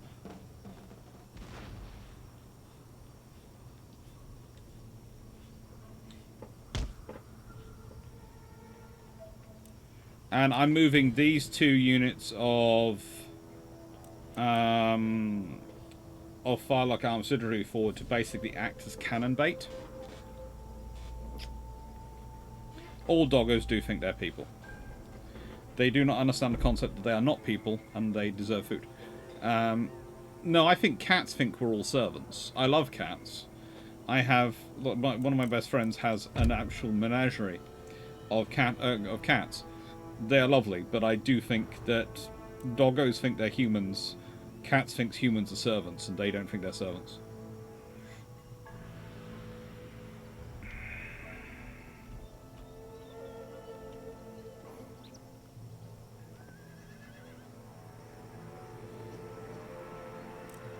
The horse artillery is literally hiding in some colonial line infantry and going, "Ah, protect us."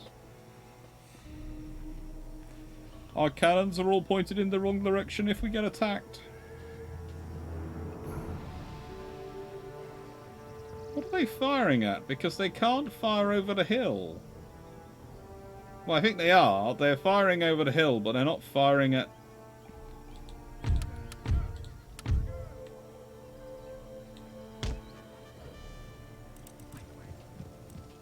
Get down the hill a bit more. Dragoons are always worth their weight in gold. Now, as you can see, what I've done is carefully used the ground, so I'm getting around without ever presenting myself as a good target to artillery. Now, the most difficult thing in the manoeuvre is going to be to get to this position without coming under sustained artillery fire. They haven't unlimbered the artillery though, so if I can get to here, I should be okay. At which point, they have a choice. They either all focus on me, or I'm going to focus on my infantry, or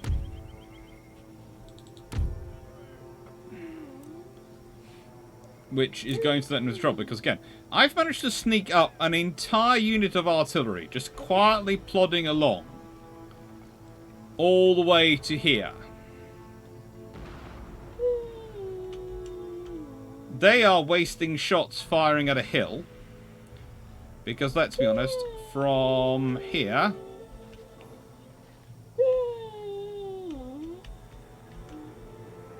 there is no hope of firing over that hill and hitting those cavalry.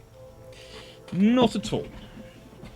But the moment they turn round their troops to go and engage either the artillery or the infantry, they know that cavalry will hit them hard and hit them fast from behind.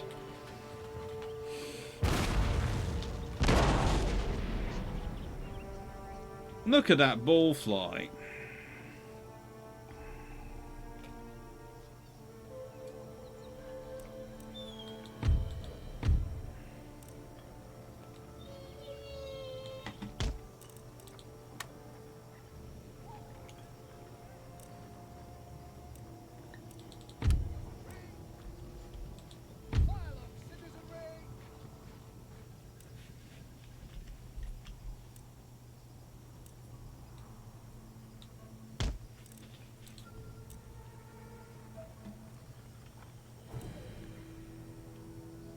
You know that somewhere not behind you, far from you, I am causing you maximum trouble.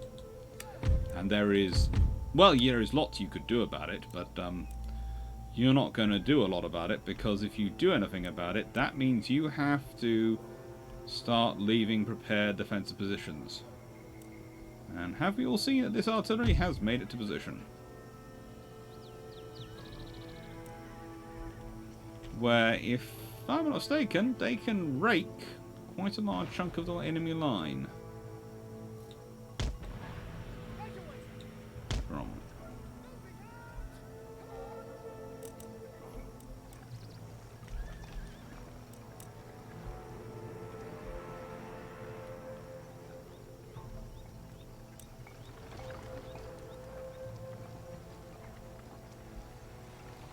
question is now, how close can I get this before they react?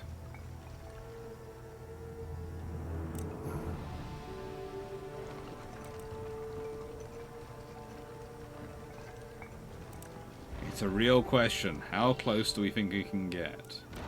I think here is gonna be it.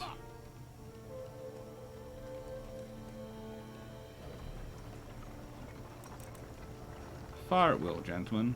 Fire at will.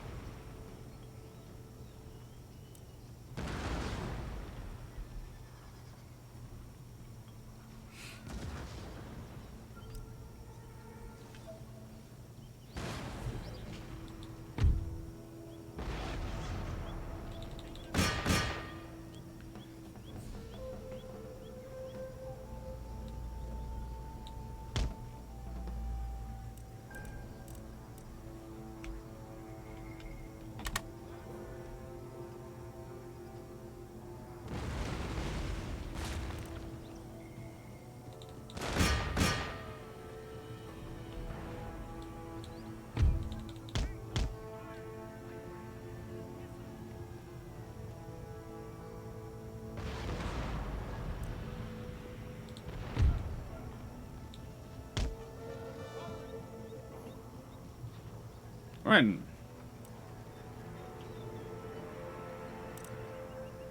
They've now surrendered the high ground, haven't they, to me? That was not a good choice. There are certain things you do not do with me, and one of them is surrender the high ground. I have basically maneuvered you. I've taken my time and I have maneuvered you into an absolutely nightmare position where my artillery is pretty good to engage the entirety of you.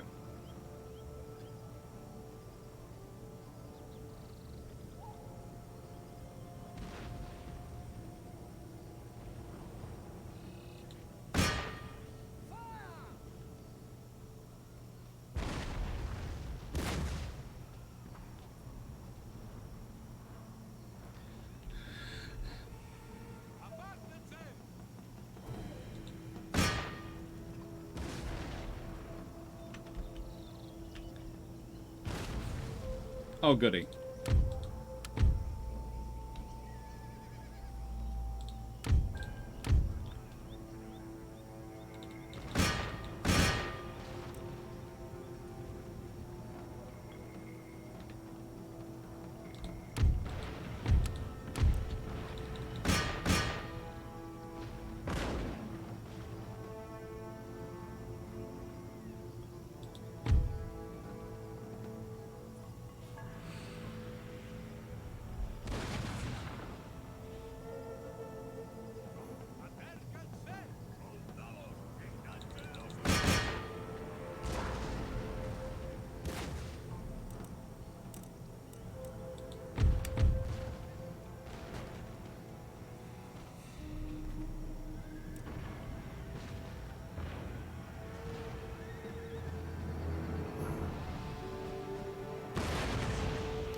Now, ooh.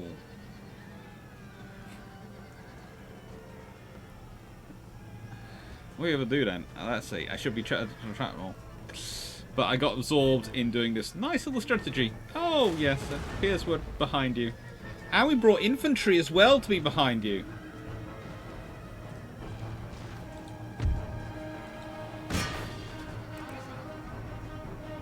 And, yeah.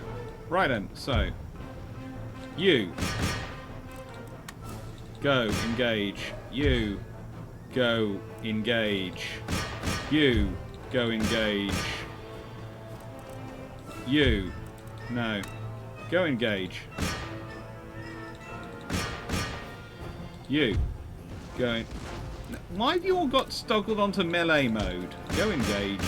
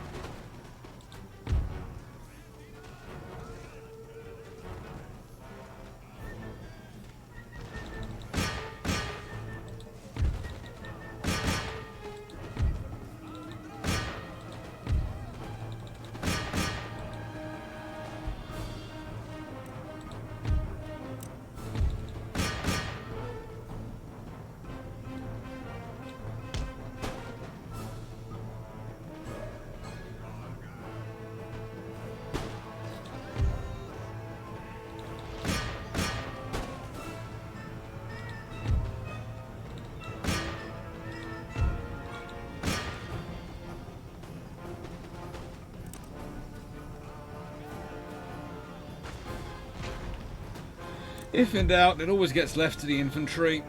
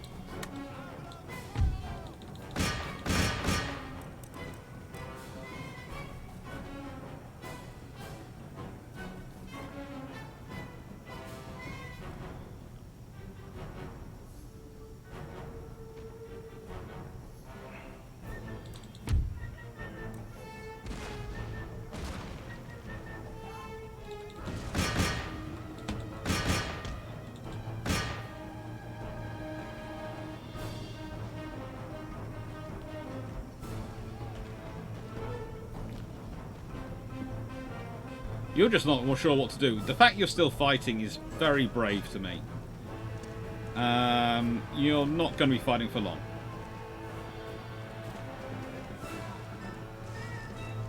You're just not.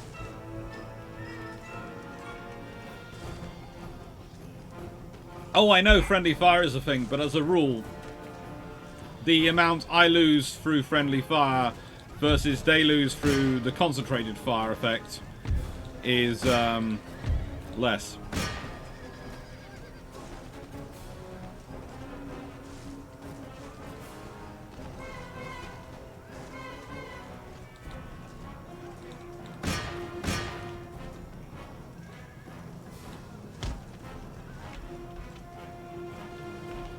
In my experience.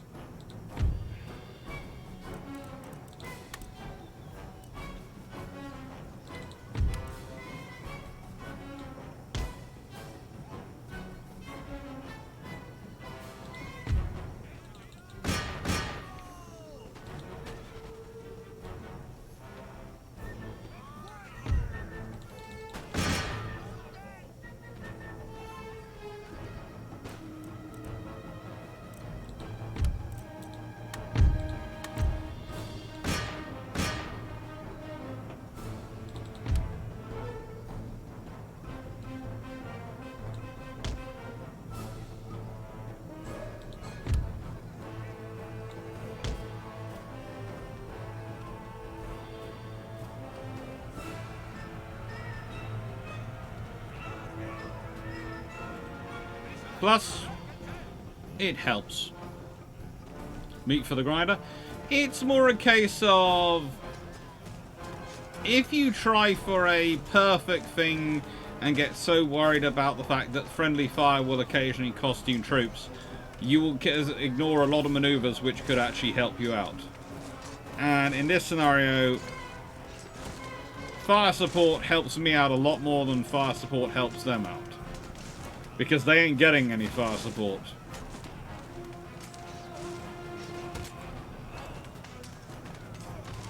And I like to think, especially with the 7th line of foot, that these are toughened, hardened troops who are going to stand their stand in line.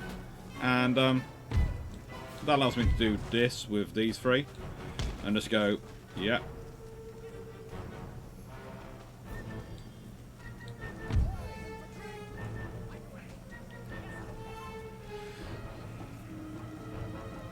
Oh yeah.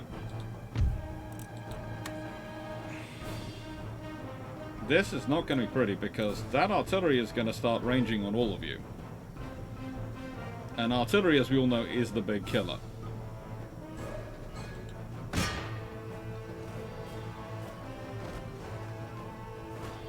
Oh, why are you advancing?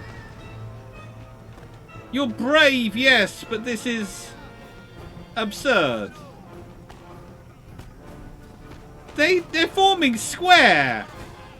You don't form square in front of infantry. You form square to deal with cavalry.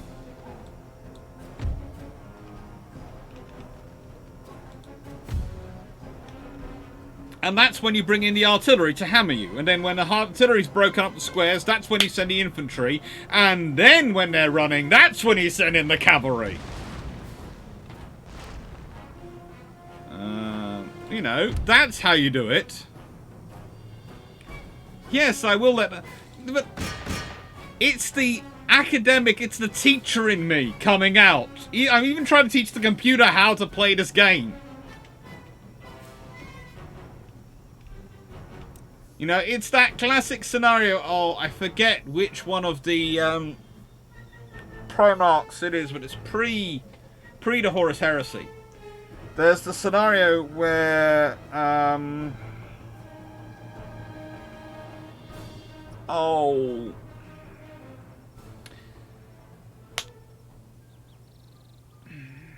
you see, I can remember all these titles, but I cannot remember them. The Primarch of the Wolves. Oh, good lord. Is fighting another Primarch. And he makes him so angry that he's concentrating on fighting him. And he doesn't realise he's been surrounded by the legion of the Primarch he's fighting. And even if he wins, therefore, the fight, he would be dead. Leman Russ, yes, Russ. Who is one of those... I think both him and Gilliman are both... how do I put this? Underappreciated. Russ is far smarter and far smarter and far more flexible than I think some of his colleagues appreciate him to be.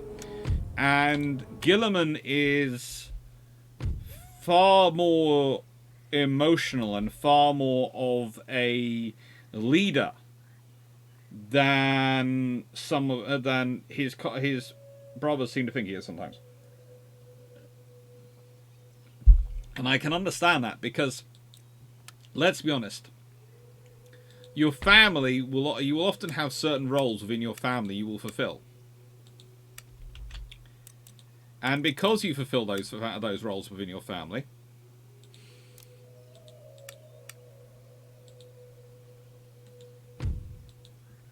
you will be, how do I put this politely? You will often accentuate those parts of your personality to allow you to fill that role in your family. Rogel Dawn, who loves his Lego. Rogel Dawn I have a secret soft spot for because I too love my Lego. So, in nicest way, I accept this love of Lego. But it works.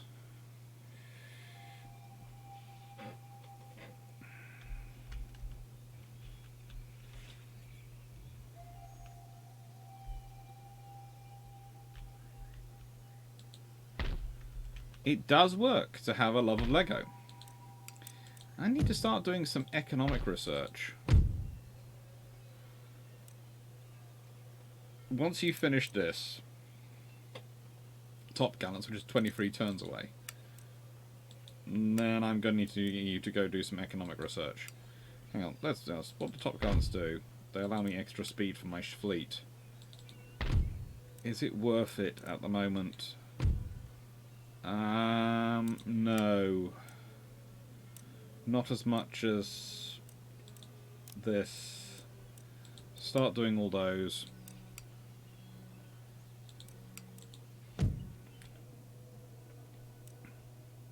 So I think Spain's just lost their primary manoeuvre army because I can't imagine they have a second manoeuvre army of that strength around here. It's a real shame because if they'd gone up here, there's only 2 units of infantry, and they could have probably done something nasty to me. But they didn't. So they didn't.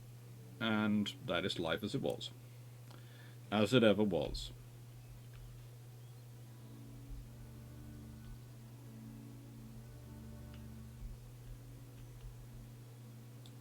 Your Majesty? Yes. Place of learning and culture. Right then. Yep, you are nice and ready. Aren't you? You are very nice and ready. They have 5 units there. I'm going to need to at least... Ooh, I'm going to need to have some regular infantry units in that position, aren't I? That would make sense. Put some regular infantry in there. I'll build them over here and then send them up.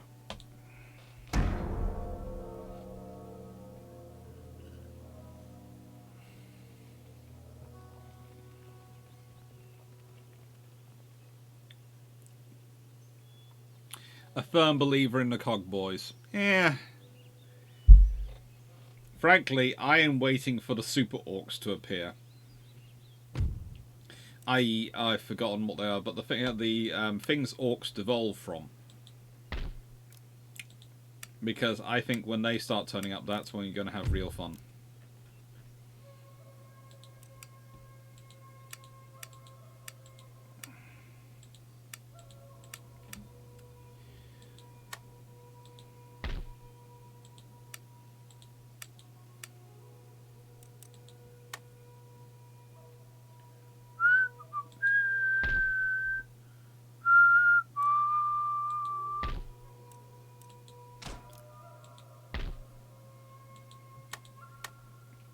Oh yeah, I was going to put some extra troops up over here, wasn't I?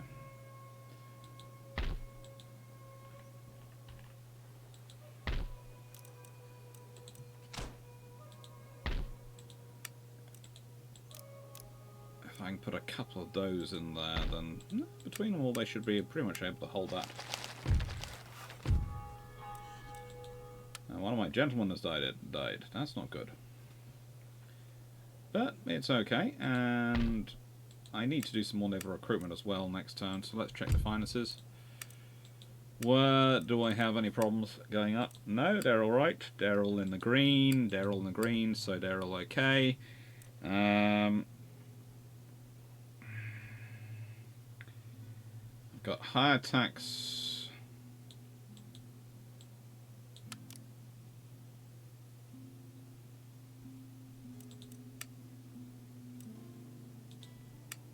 Leave that and that. Yeah, I need to leave that though. Magnus did nothing wrong.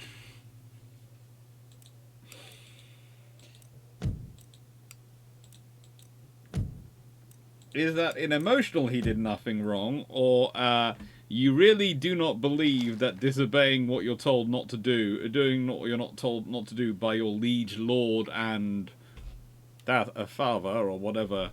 And let's be honest, the phrase father, if you were talking about it, if you're talking about it in the Roman phrase, there is, well,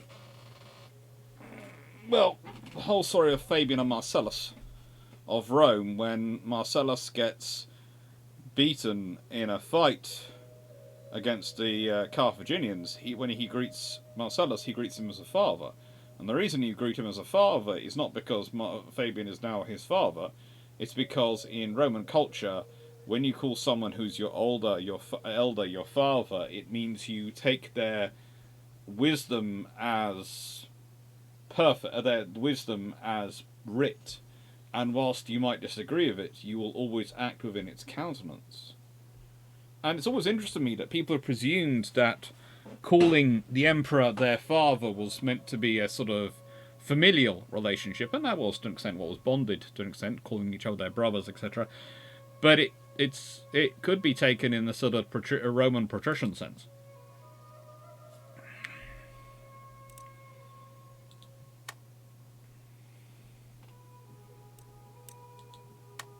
And again, I will clarify: I'm a naval historian, but I am disturbingly I don't sleep a lot, and B, I read an absolute ton of books and love reading, so I pick up all sorts of random knowledge. Hence today I started early because I spent quite a large amount of money on books today.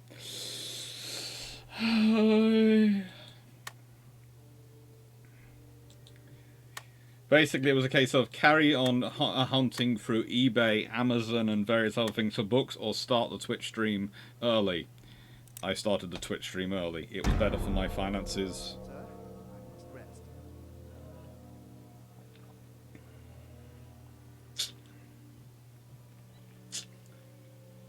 They're going to keep wandering around there, but I'm not so bothered. That's just money to rebuild.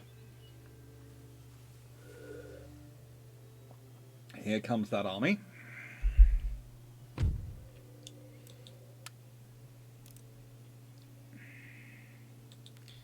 They can't rebuild. I have rebuilt to an extent. I now have all my cavalry everything. Right then, let's see. Go up here and see. He's got 3, 6, 9 units, and I have got, broadly speaking, the same.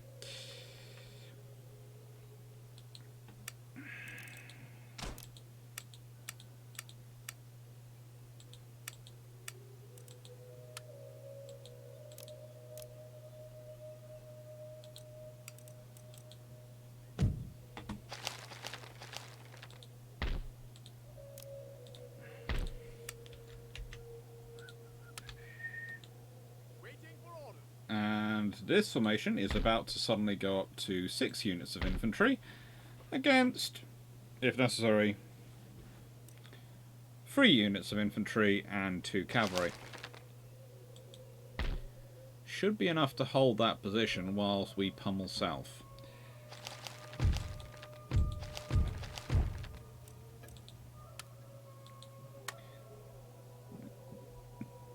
I'm letting him come to me because it doesn't serve my interest to go out hunting him. He's raiding everything as he comes towards me. He will probably raid chapter school and then come south. I will then need to repair all that anyway, but the further his army is in here before I engage him, the more he's in my territory. Because, let's be honest, there's far more woodland etc. around there, which better suits his kind of ambush raiders if I go and attack him.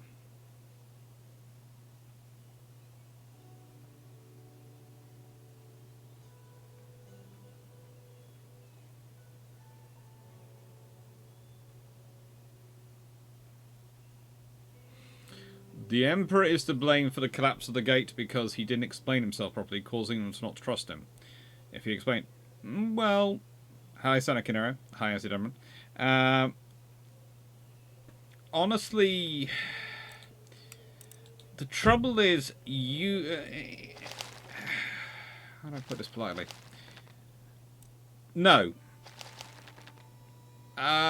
There is this idea that is often fostered amongst modern leadership that you run everything like you do on a small team unit dynamics. And small unit dynamics is where you explain everything, bring everyone in because there's such a small team, you're organising it all. But once you're into large formation dynamics, you often have what you would call objective prioritization.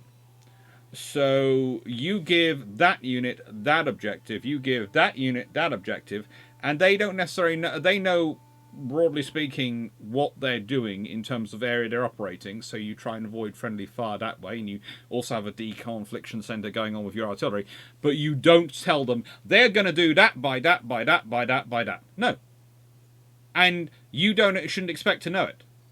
It's only when you've got subordinates who expect to know everything the commander knows. That's not their job. Their job is to do their mission.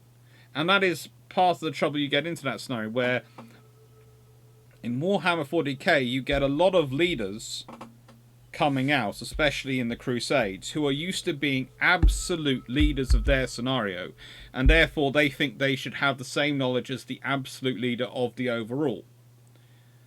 And they somehow, for some reason, expected the Emperor to never have to go home and never start running the empire they were building, to always be leading the crusade, which seems strange. Because, of course, at some point, someone's going to have to start adminning the lot. Or did they expect him to appoint one of their brothers to be administrator-in-chief? And if they're surprised by that, it seems strange. I think there are scenarios where the Emperor is wrong, but you get the idea that the Emperor has to explain everything he's doing to everyone all the time is not good leadership. There are some people who will know more than others, but at a certain point, the Emperor, for reasons of, if I give you all this information, you're then going to try and start quarterbacking me. There's supposed to be one quarterback on the field, on the team. There's supposed to be one coach calling the plays. You don't want to have multiple quarterbacks, multiple coaches, all trying to say, well, we have all the information. I want to do this move. Oh, no, I've been doing this. You can't do that when you're running, especially not when you're running a massive organization.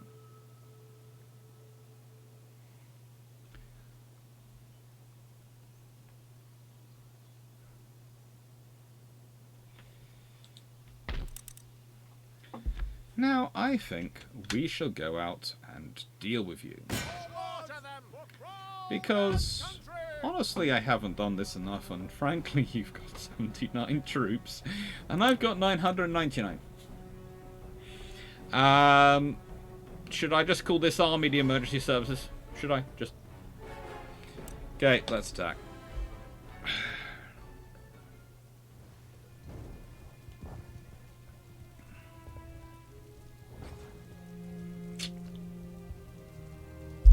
And that's the problem. It's when you've got... I often think the reason that Guilliman understood the Emperor as much as he did and worked with him the way he did was because of how big Ultramar was. He sort of got that to an extent more. And I think Russ the same. Russ understood what it was they were doing, and understood that running one is not the same as running the other.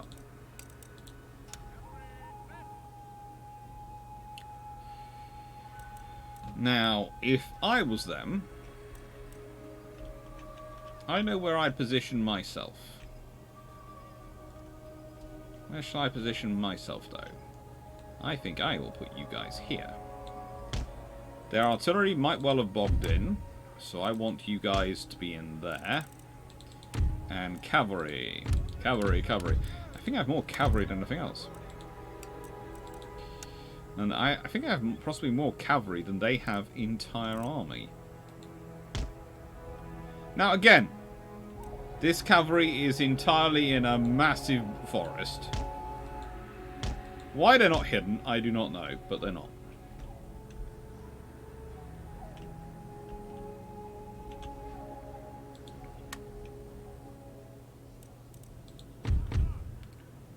Oh. Well, that's gonna be fun.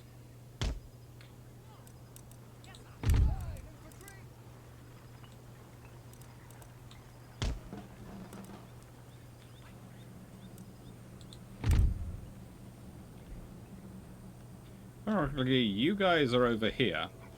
So, I want you to, A, regroup, and B, go to there. I'm sure you're all just about working out what I'm going to be I'm planning on doing, because I'm planning on being nasty and just sweeping up the line with cavalry.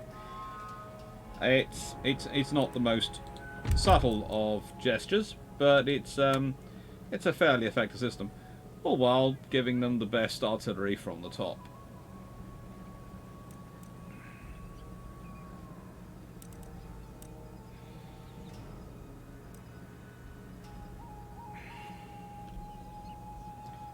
They do realise there's a whole load of infantry just over this hill, don't they?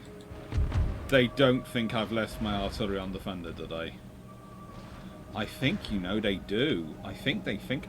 I'm not quite sure what this commander is thinking, but this should make the point. You gentlemen, please run to get in position.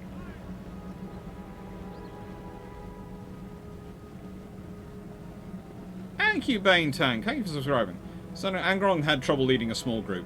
How he's expected to understand how to run an empire? Yeah, the trouble is that was also half the trouble. Let's be honest, some of them were certainly not trained for the jobs they suddenly found themselves doing. And I think that's a bigger problem with the Imperium, that they don't have training. Some of them do have training. And I have to admit, the ones I find most interesting are... I have 3 favourites. And it's basically the Khan, Lehman and Guilliman. who are my three favourites. All for different reasons. But, you know, I am now, of course, I have had Templars. I'm now changing to Iron Wolves because I never have the same detachment as any other member of my family because of the family Warhammer games. It's just easier if you're different, and so if one of the youngers wants to be Templars, that's great, but Uncle Alex changes his troops and I'm changing mine over to Iron Wolves, which is why I'm buying some new ones and getting the paint scheme worked out on the new ones before I repaint the old ones.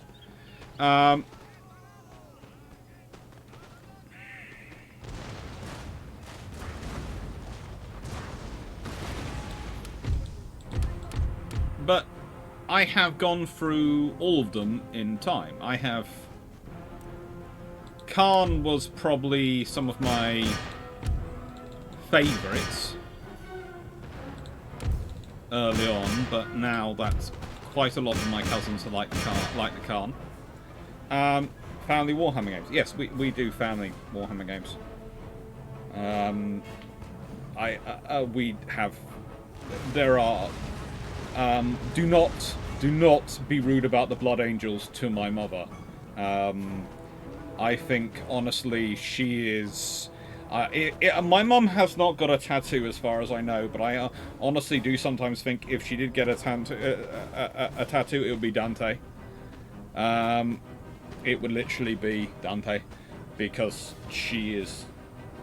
Yeah. Him. Always. And forever. Not Sanguinius, no.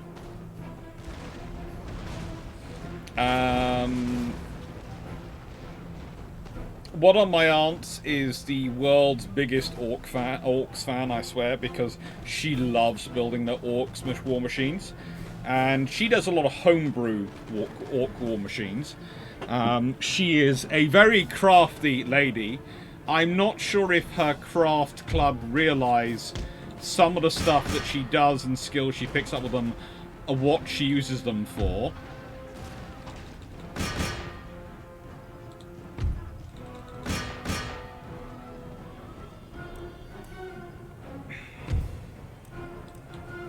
Because she does... One of her orc machines, I swear, has knitting needles sticking out of it, but we'll leave that to one side. Yes, that is her policy.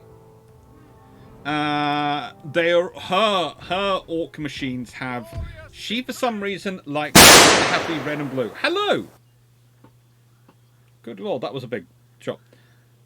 Thank you! Thank you for following me, BDR fella.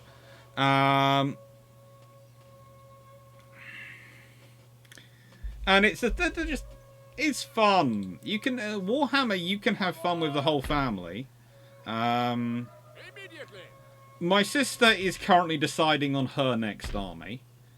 She tends to like something which is easier to paint. And one of my little cousins has just taken on her old army, so which is it's got passed on. So my sister's working out her next army, but she wants something which is easier to paint, because she doesn't see what I mean. They're coming closer to me, so why chase them down in the middle of the woods? She prefers that to having something which she has to, you know, she likes something easier to paint. So it's the nicest way to put it. She has dyspraxia, so she has the I have dyslexia. She has dyspraxia, and so it affects her fine motor controls in some regards, and especially when she's trying to paint. And if she basically doesn't want something that's going to take her forever to paint. Oh.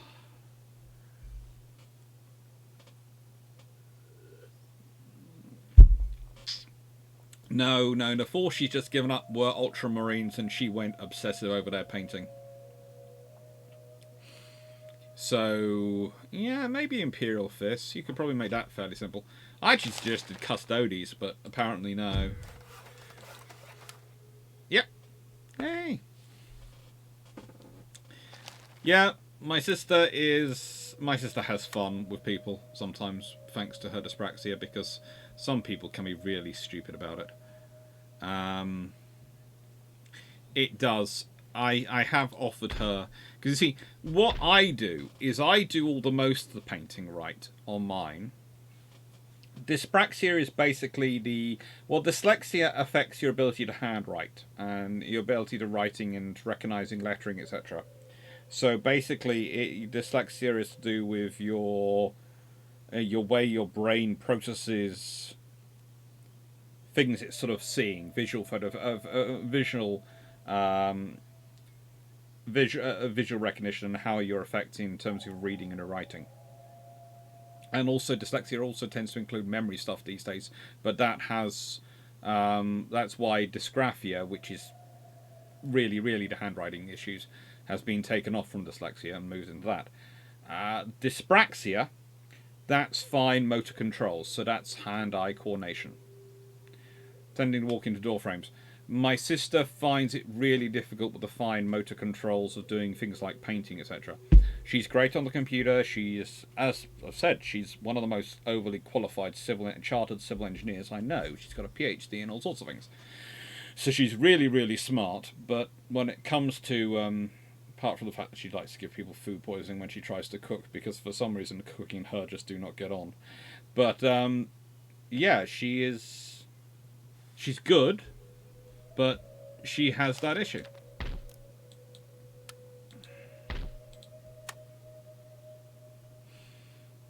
But it's not as much of an issue as it used to be. I think she's managed to find quite a lot of ways of coping with things.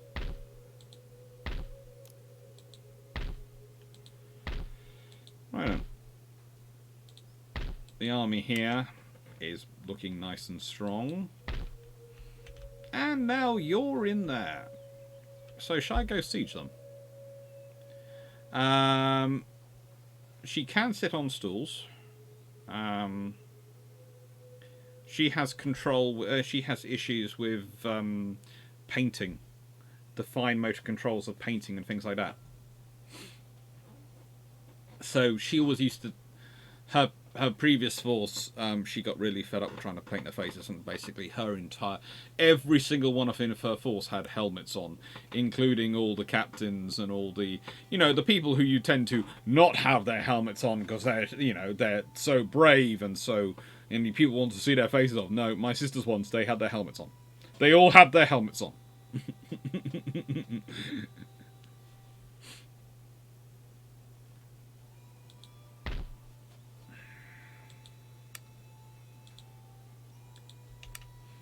Right then. They do make tactical sense. They also are easier to paint. Awaiting further order.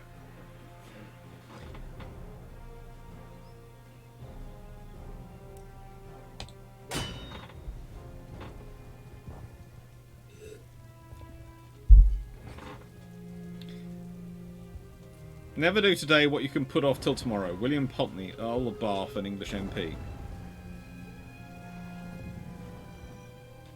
Yeah.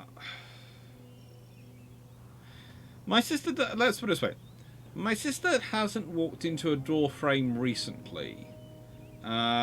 She... No, the last door she walked into was a glass door in a bathroom which she didn't notice the shower door was open. I don't think you can put that down to fine motor controls. I think you can do that. Put that down to her her thinking she was dancing at the time. Which I still maintain is not dancing, but we'll leave to one side. That's me being very cruel.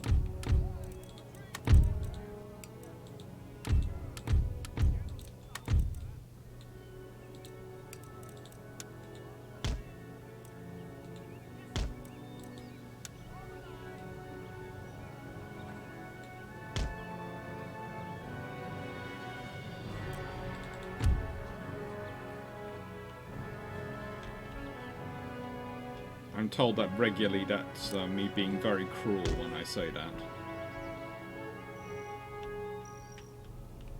Ooh.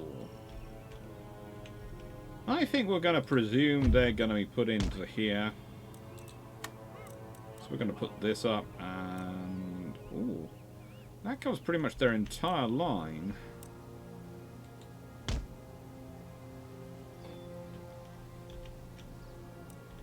Ooh, that does cover pretty much their entire line.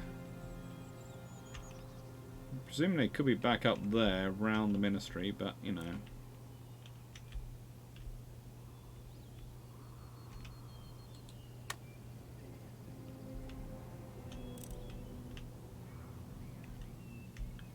Oh, they're trying the whole we're gonna hide our personnel approach.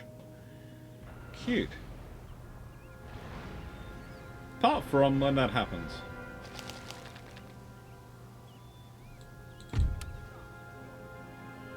Oh, good God.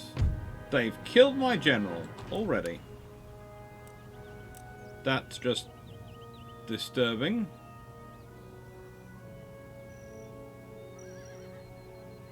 General recently died. Yeah, that's annoying.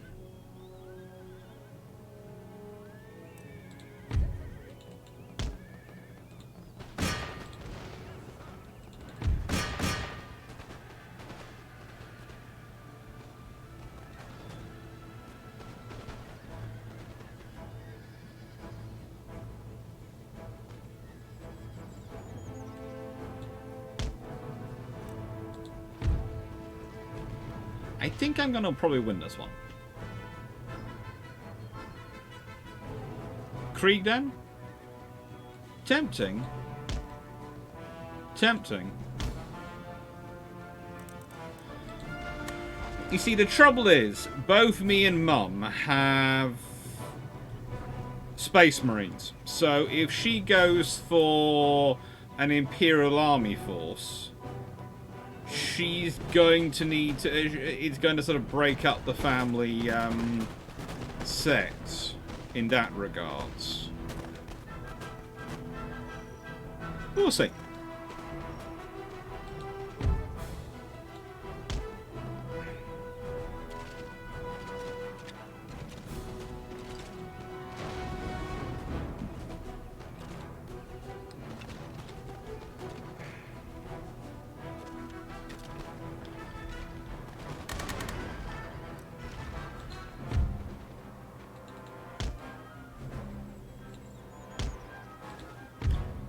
Well, you've got no general left amongst you, have you?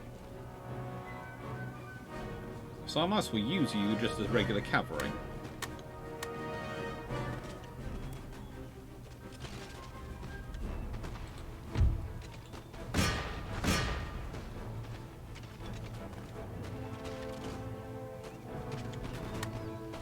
Astra Militarum is the best. Cradia broke before the guard did. Yeah.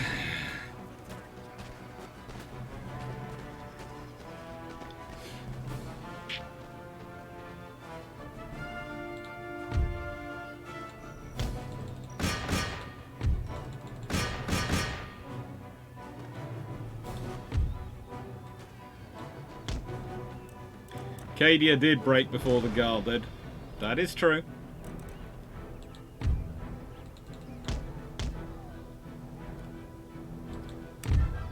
Infantry advance. None of these generals are as good as Wellington.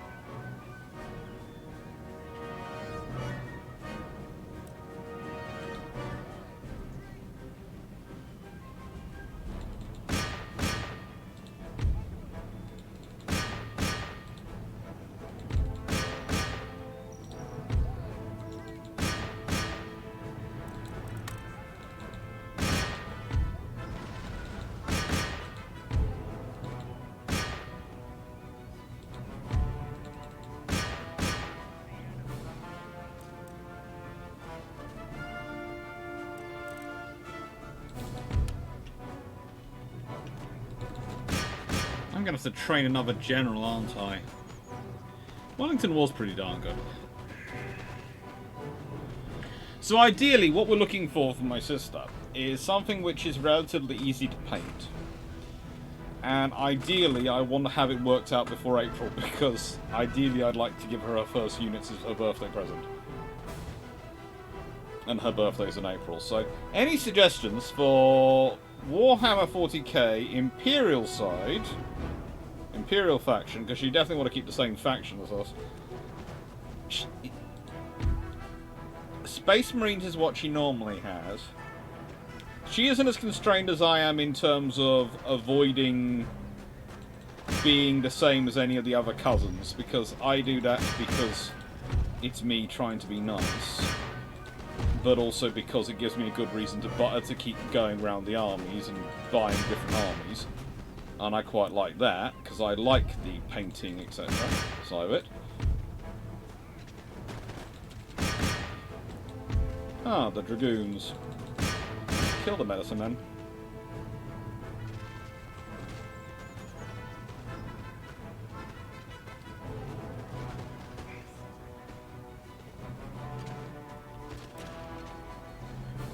Oh, please tell me your cavalry's not planning on... Engage. Engage. Engage.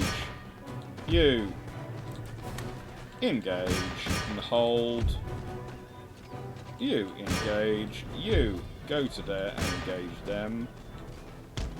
You take out them. You take out them. You go kill them.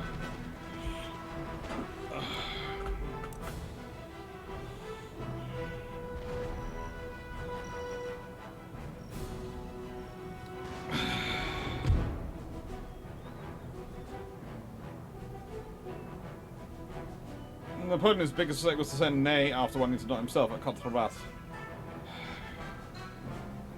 Napoleon made many mistakes, let's be honest. His biggest problem was he was having to run before he could walk.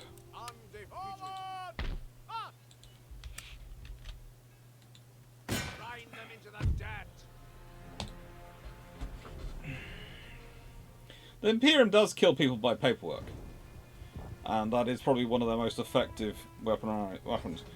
The trouble is, it's like I'm going to have an attachment of historials next to my formation for obvious reasons. You don't need to ask why I'm going to have historians. You just know I am going to have some historians with my new formation.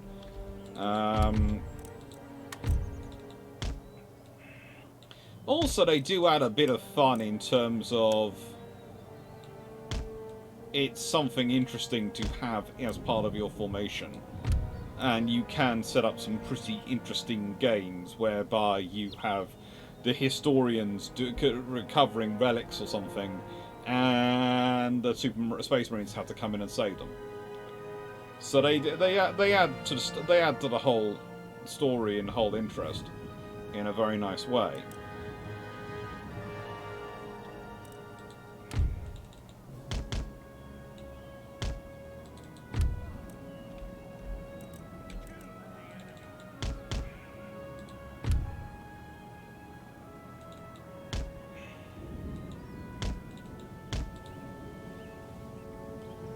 But it's working out what to get my sister.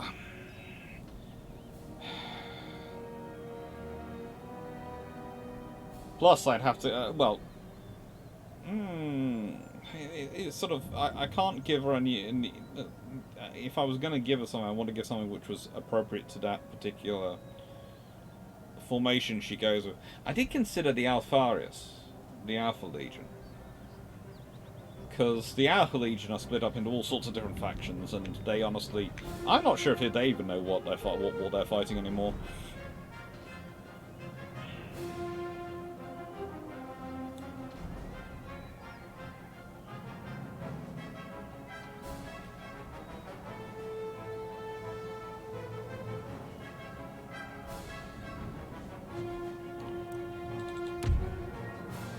Huh.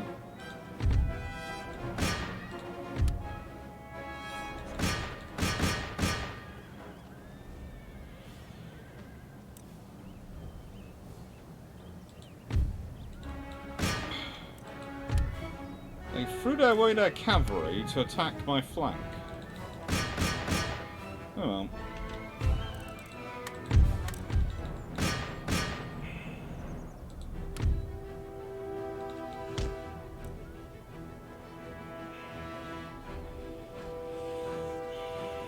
And the trouble is for Ney is he didn't know what he didn't know, and he wasn't the type of character to act on on lack of information. And that's a problem. You sometimes have to take a leap of faith. And sometimes you'll be lucky, and sometimes you won't. And that's where that question comes from.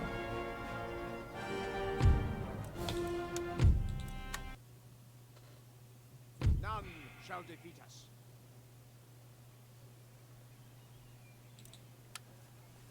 Forward! Yeah. Impossible, sir. Forward! Forward! For crown and country! There are some really mucked up legions in Warhammer 40k. There are some really mucked up legions. Dark Angels, good example. Alpha Legion, just confused. They are confused.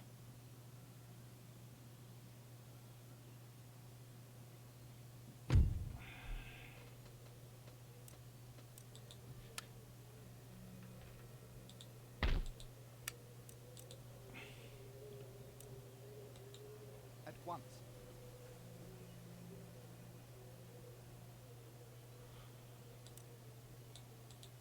Right, let's get all this fixed up and nice and neat.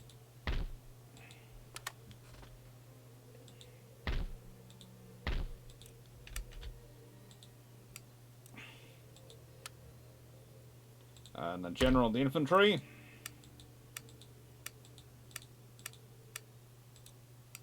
Up to 1,400 troops. 1,400 in terms of finances, ready to go.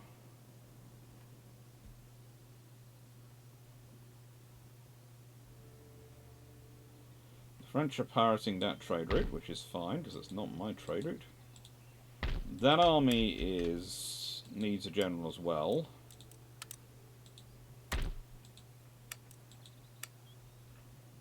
Who have we got? Oh, Elbert Thornhill. Oh God, help us all! It's Elbert.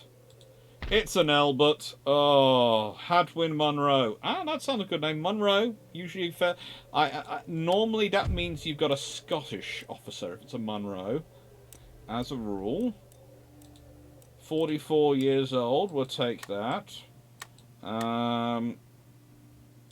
This general is 64 years old. Albert Thornhill. Oh, good lord, it's an Albert.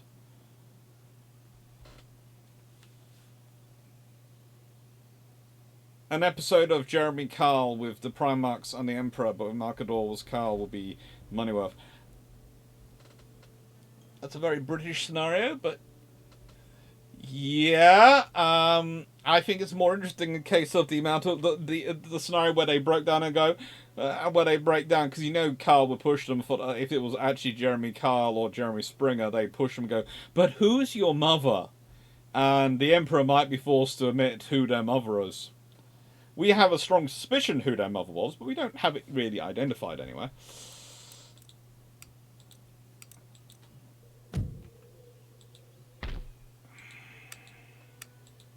Officer on deck.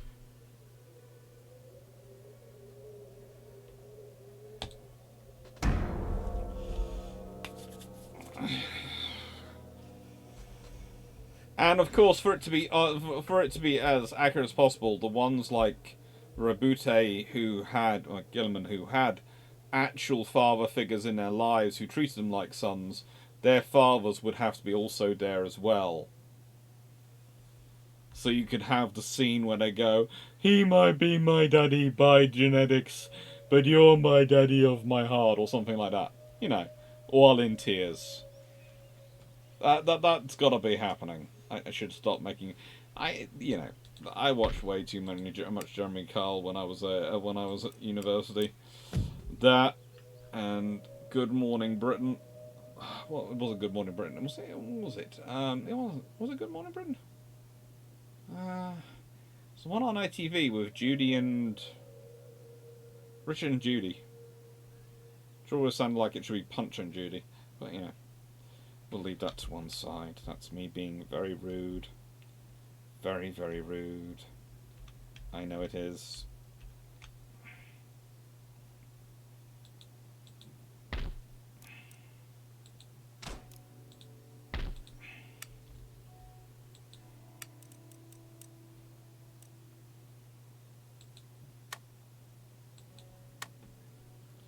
Because the lovely people from Spain will probably be coming back at some point. And we have a Ronald Webb, and oh, you are lucky boy, you're a 4-star. That makes me very happy. That makes me very happy, and that also means I am going to celebrate by getting another unit of infantry, but I'm not going to put it there. I'm going to get another unit of infantry and put it over here. Yeah, that's going to be some more infantry. Because we are going for... Well, either Santo Domingo or Cuba. Which do you think? Cuba or Santo Domingo? I think Cuba has an army which looks like a whole load of artillery, which is never good. For them.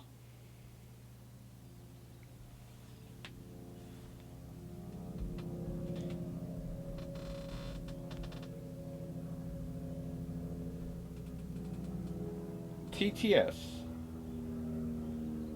Okay. Alright. You have lost me with the TTS reference because this could be my brain because there is so many things in my brain which are going what TTS can mean in both Warhammer 40k, but it's currently being drowned out by Tomahawk Tactical Strike for some reason. I have no idea why, but so please do explain it. Had a text-to-speech device. Oh, good lord! Oh.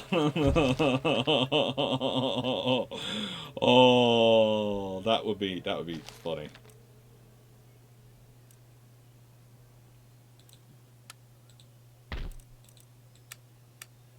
That would be good. Let's see, trade. We're doing well. National summary. Who am I at war with? Is it just Spain? No. It's just Spain on the big boys, and minor nations, it's just the Inuits. Request peace? Technology? Demand everything they have.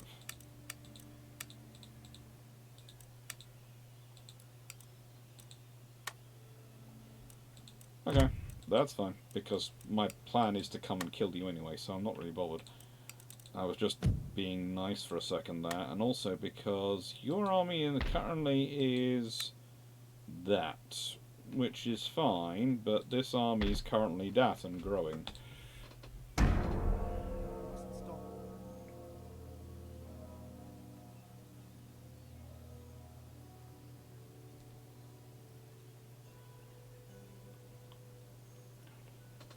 When I finish this, I've got to... The new books which were supposed to be arriving today and yesterday haven't arrived, so I've got to work out which books are going to be in tonight's brew ships. And when I finish this, I've also got to walk the fluffs. But I will, after, probably at some point this evening after brew ships, I will YouTube it and have a look at what it looks like. And I will probably be giggling quite a lot of tonight from it.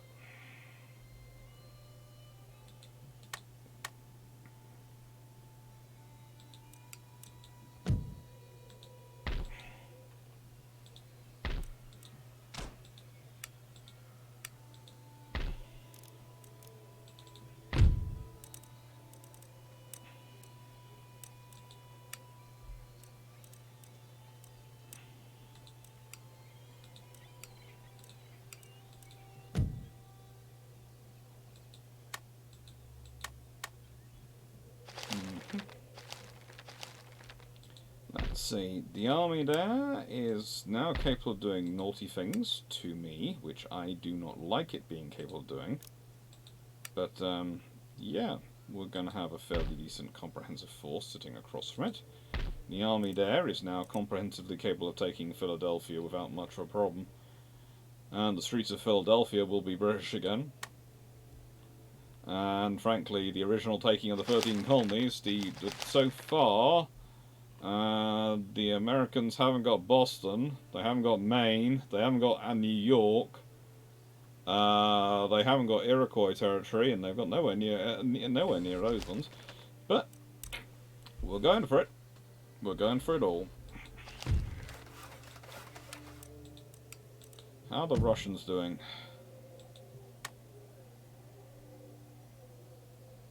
Prussia, Sweden. The Russians have knocked the Swedes out of Sweden, Finland even. They've taken everywhere. And the Russians are now heading into this area, aren't they? They're heading into Denmark. It won't be long before probably in not today's video, not today's one live, but in the next one, I will be ending up fighting the Russians. I forget what time this is scheduled to go to. Probably about 5. I think so. If that would be sensible, yeah, 5. So I've got another half hour.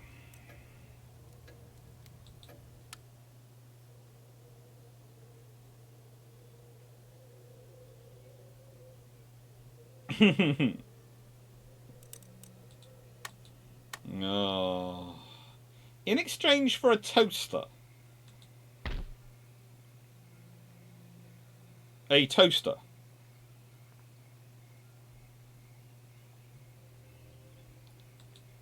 I am going to now think about what the Mechanicum might do with a toaster. I can go no further. That's as bad as the cruel inferior.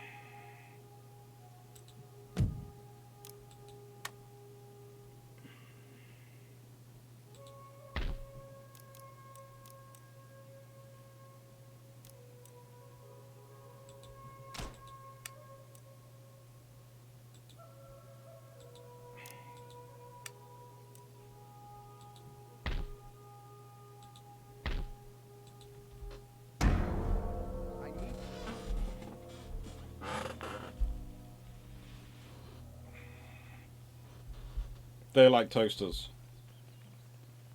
That. Ah, another Spanish army has turned up. Cute. Let's wonder if this army is going to be any more efficient than the previous one was. Recruitment. And now we're taking you. And you're going walkies. Waiting for orders.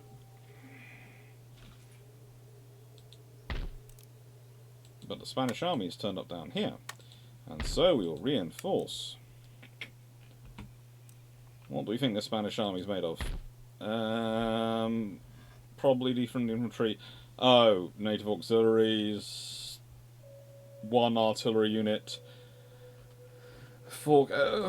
Lots of cavalry. I actually do have some cavalry down here as well. I don't know. And what do I have 3 standard artillery. That's enough artillery. And I have 6 infantry. I don't have any skirmish troops, do I?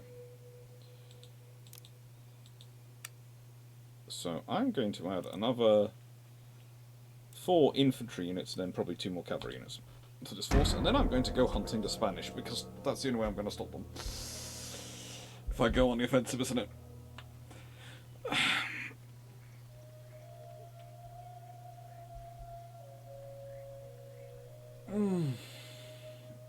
That's going to be the only option.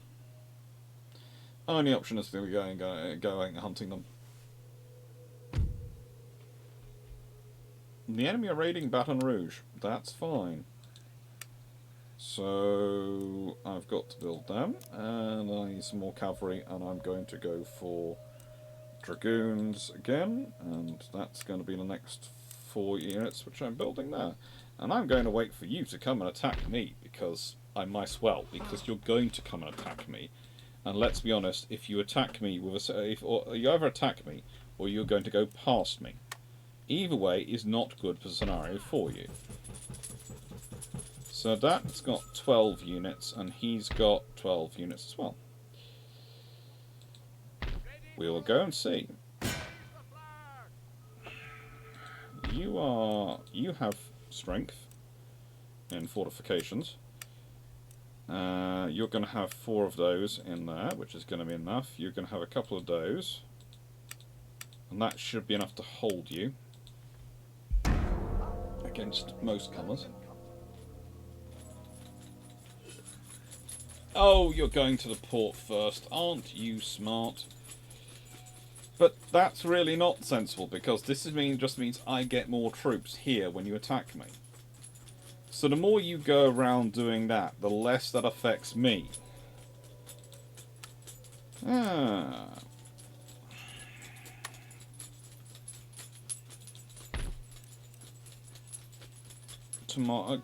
Cotton or tobacco?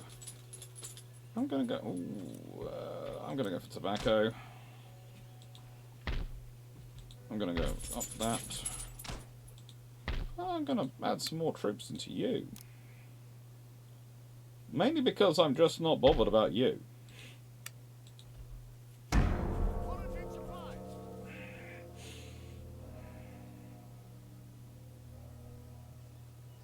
Imagine the cogboys of an induction forge. They could be very, very happy.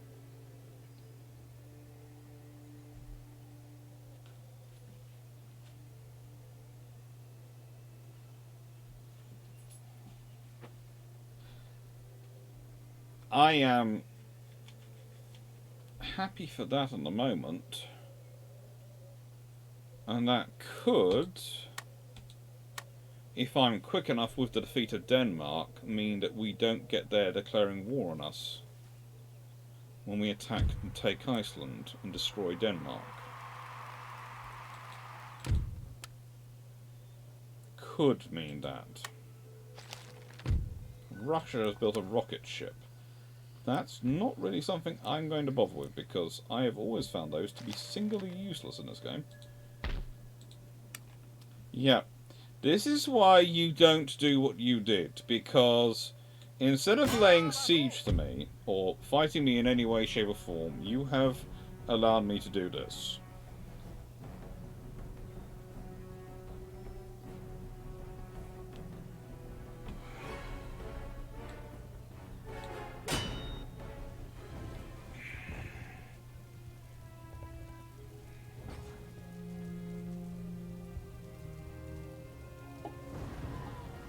As long as mankind shall continue to bestow more applause. Ooh.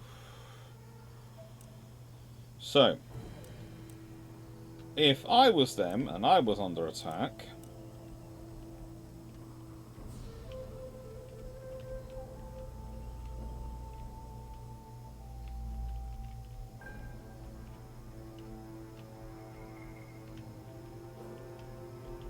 sorry, I've found another button which I've forgotten about.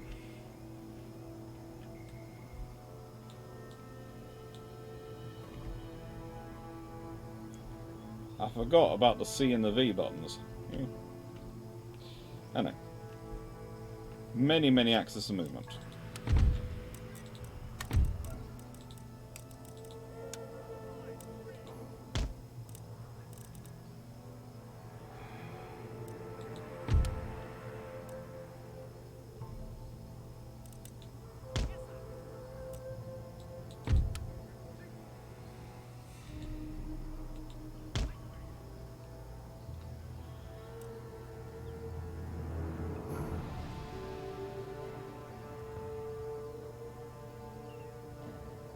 I would be up on that hill if I was them. That's where I would be. Ready to fire down on me with as much artillery as they can get. So I have no desire to be under their artillery fire from the get-go. In fact, I desire to be a long way from the artillery fire from the get-go. So, you're here. You get into there. You're there, hidden. You're there, hidden. And artillery. I want you...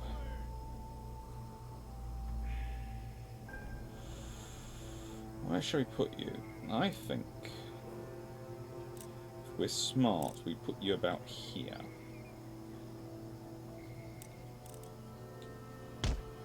And unlimber you.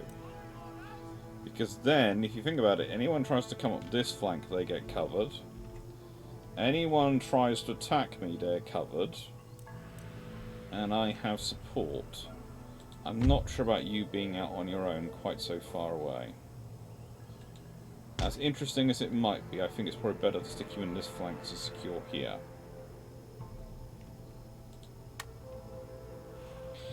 And what do you know? They haven't done the smart move. They have spread themselves out all over the place, and yeah, that's just...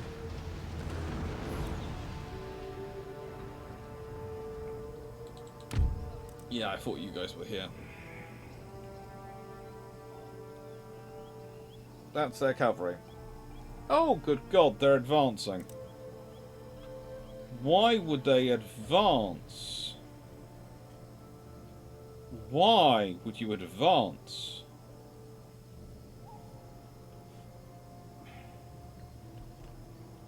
And you have positioned yourself...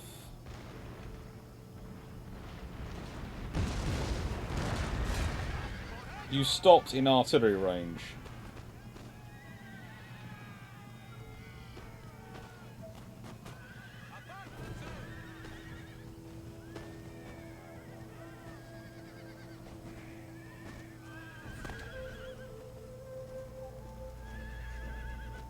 Well, that's good luck to the cavalry. The dragoons, I'm probably going to need you guys to come and rescue them. Okay, you guys to there, you guys to here.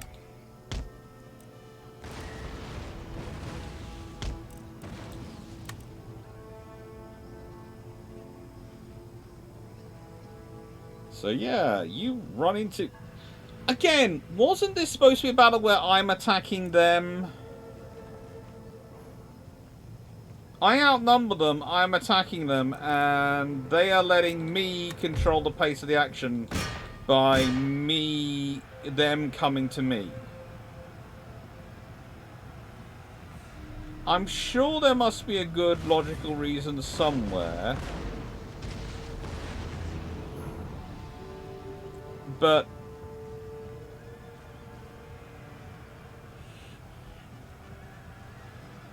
there are literally 300 dragoons bearing down on 40 less than that cavalry.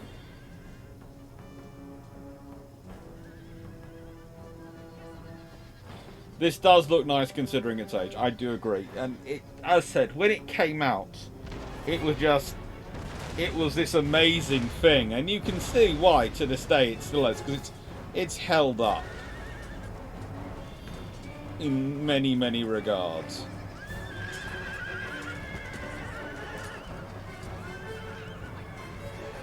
Yeah.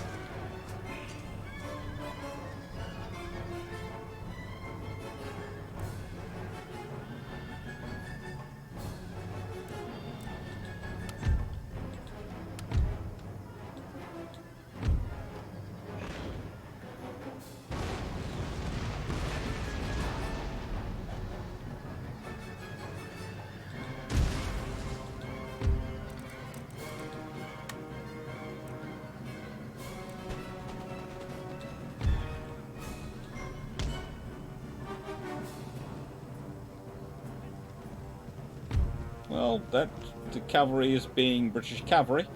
It's always nice to know they're being British cavalry about things. Running in the wrong direction of what you just ordered them to.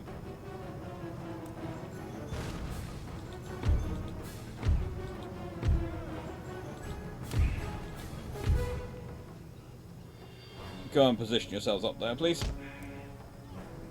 As fast as you can.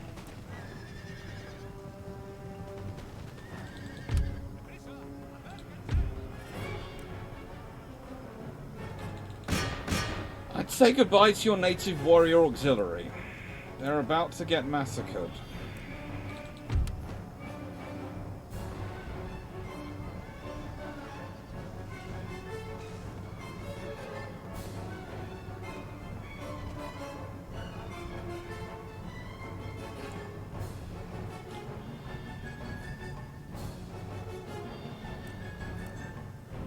Oh, look at the defensive position they've built themselves up here. Oh, for goodness sake. They abandoned a defensive position up here. Okay, it's a terribly constructed one, which I'd have just gone round and attacked from behind. But leaving that to one side, they abandoned this to come and attack me? When I outnumber them?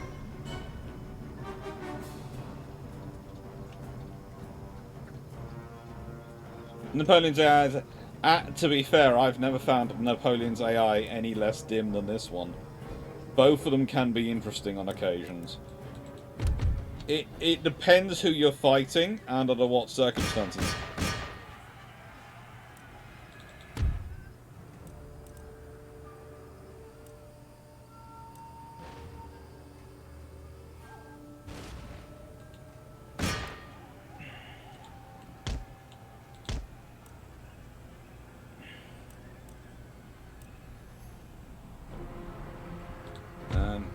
Go kill. General, go assist.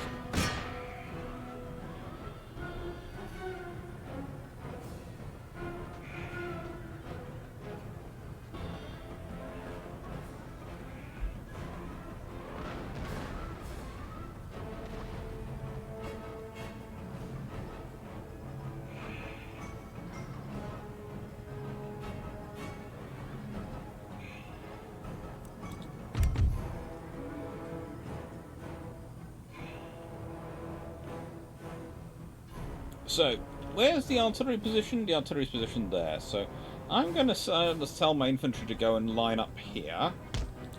Cavalry go and line up behind where they're going to be. You go and support their flank by sitting in here. And you gentlemen, artillery, do we have you guys? Oh yes, you guys. You guys will go and position yourselves here, preferably. You will...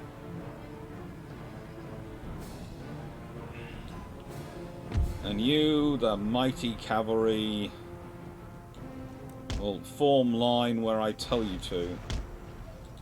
You will keep on causing them general trouble. I do think they're expecting my line of attack, but it's good to know they're actually getting themselves organised now.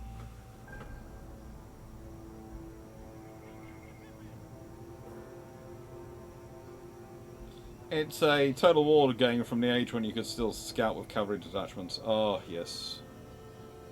Oh, you could still scout.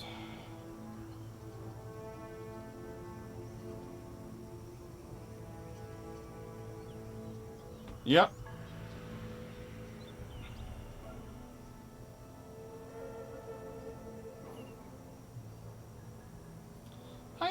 I try to be nice to my opponents. I try to help them and tell them when they're doing the wrong thing.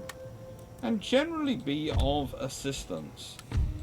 So, they are all positioning up for an attack from that direction, because that's where I'm moving my infantry to.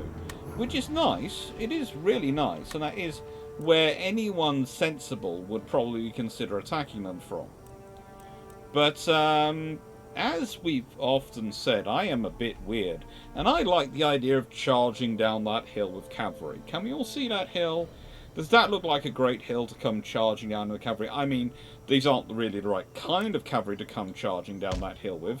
Ideally, I want some Polish cavalry, but yeah. Let's go for it. Run, please. And you, gentlemen. Where are we going to put you? I want you to go and position yourself. That's not a good position for you. Oh, I've got to find a good position for you. Where? Scouting positions for my artillery. That's always one of the toughest things to do. Oh, this position should do perfectly. Yeah, I know there are some dead bodies down here, but you know, you also have the advantage of not being far away from where you currently are, so you don't have to go for a long way. Yeah, that should do.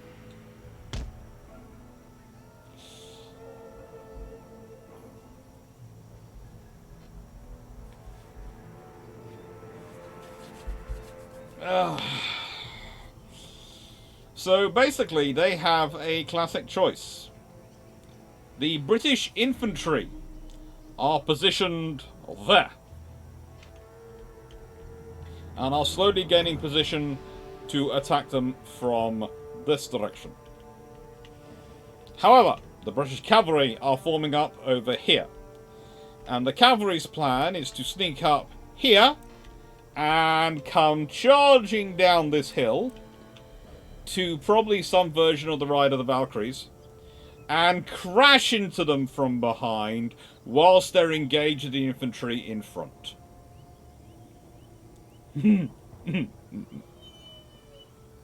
I know. They're all getting this wonderful exercise, and you think it's nearly walkies time. I know. We've got 9 minutes before walkies time. We've had a successful naval battle this week, which is very good. I've managed to avoid too many naval battles this week. Actually, no, we had 2 successful naval battles, haven't we? Or we only had 1. I can't remember now. And, yeah. We're having many, many successful land battles.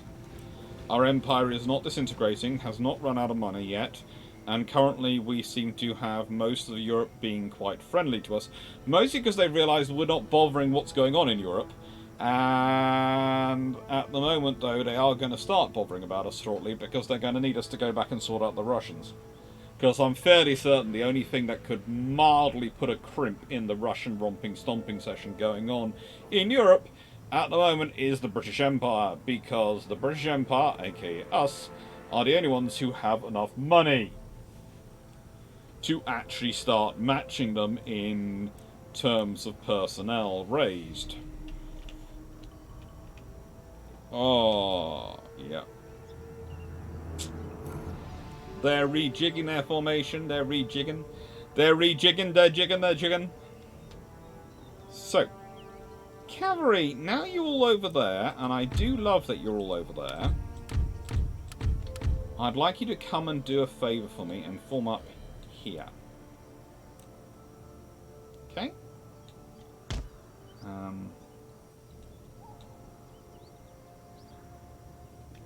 Let's see. How close to the enemy? That's going to be fine. Yeah, make him as far away over here as possible. And I want you to move quickly there. So you, as cavalry, are going to do me this wonderful favour of moving to... hang on. Ooh, moving to here. Infantry, move to here. Oh, this is gonna be nasty. This is gonna be nasty. Artillery, unlimber. Artillery, you guys keep moving. You, once you've unlimbered, is anyone in range of you? No. That's annoying, but not impossible to deal with. Limber you up again. See, the other side of the hill where they can't fire at you or do anything to you, there is a whole load of British cavalry just quietly moving along. In fact, I think you guys might as well... Why go so far? You might as well just form up here.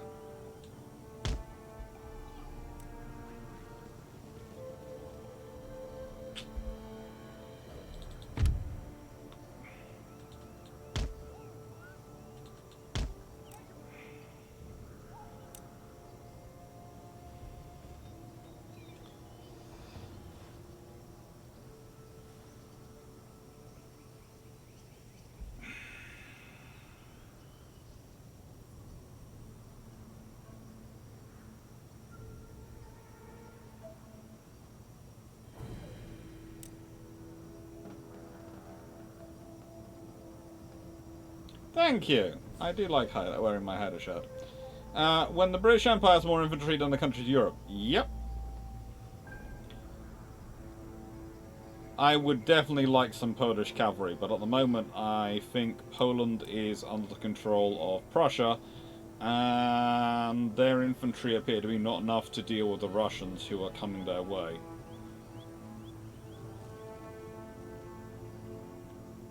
See, notice their cavalry's all the way down there. And up here is a regiment of foot. I swear there's a regiment of foot that's trying to hide in the bracken.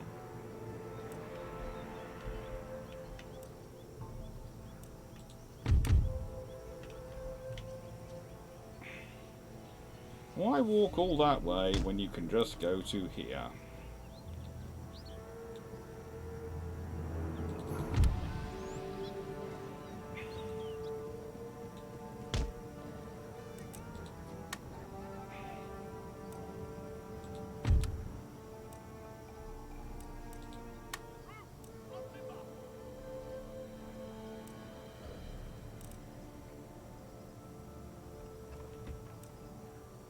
You notice there's a little timer down here, and I've got time remaining 43 minutes. Artillery, infantry, cavalry or infantry shall we aim for? I think infantry. Ah, look at you. Your native warrior auxiliary are moving. Cute.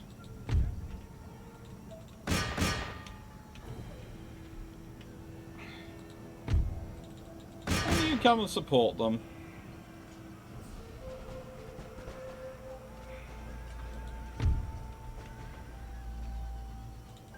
And you come and support them. And then you three, you're going to go attack them.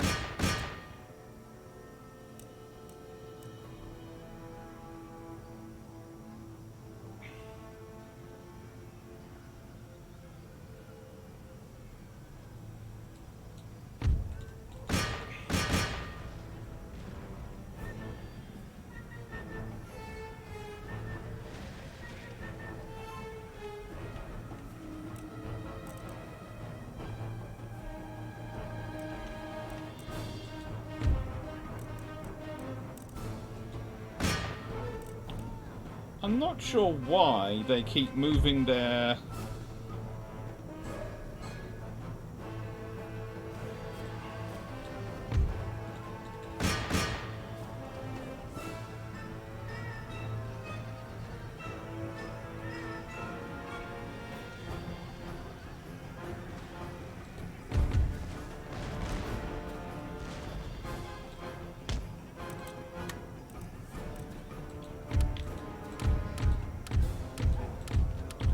Now, we have done more than I thought we were going to do with just cavalry. Good roll, please, gentlemen.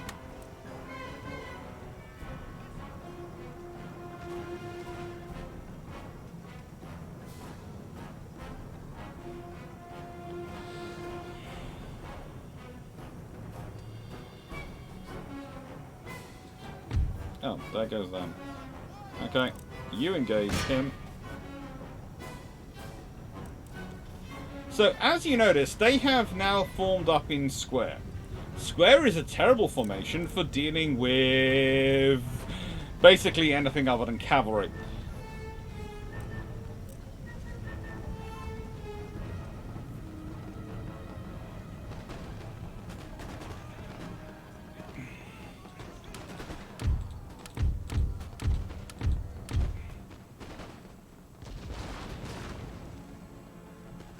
I'm going to stop a bit.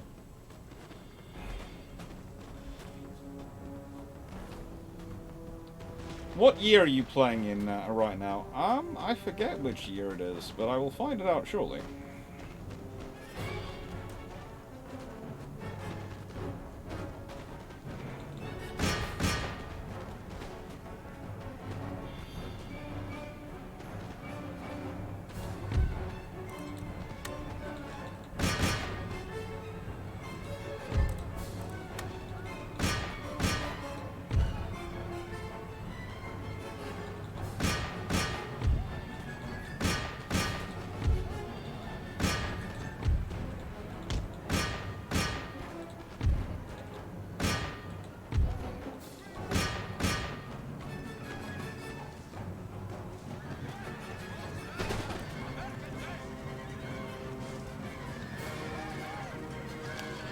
Oh, good lord, I've lost my general. Ronald Webb, you've gone. That was not me. I use you too much as heavy cavalry rather than as a general. Oh, well, I'm supposed to actually... The thing is about having a general is there's all sorts of advantages they give you, including the ability to do night fighting, etc. But I tend to not use them for anything other than just extra heavy cavalry. It's on me.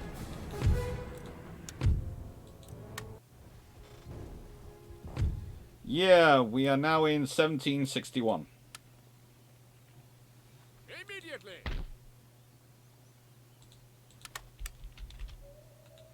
Forward for crown and country. And as you can see, they're now trapped. Because once you're down there, if you try and get out, you immediately trigger the force in New Orleans. Which is never a good scenario once you've been beaten up by the force in New Orleans. Gathering supplies.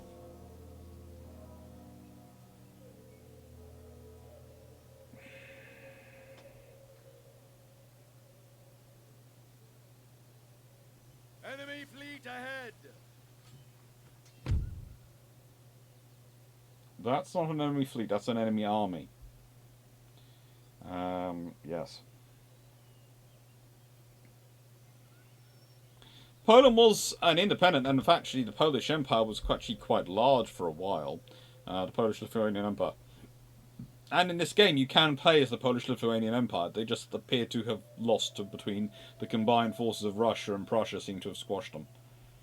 But I have, in games, I have ended up fighting the Polish-Lithuanian Empire for control of Europe.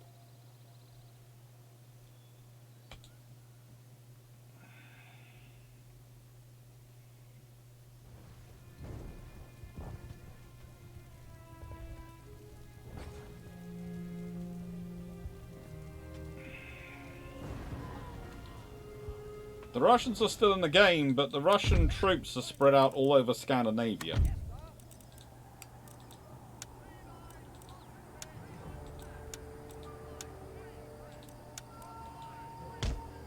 Let's see.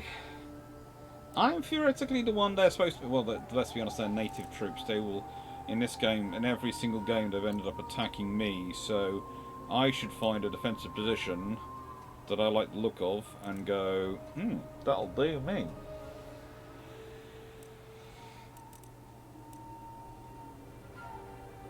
I think here will do me best because, well, hang on though. If I do, this land's all going up this direction. So perhaps I want to be over here because I can move them into there, and I can move them into a line here. You into here.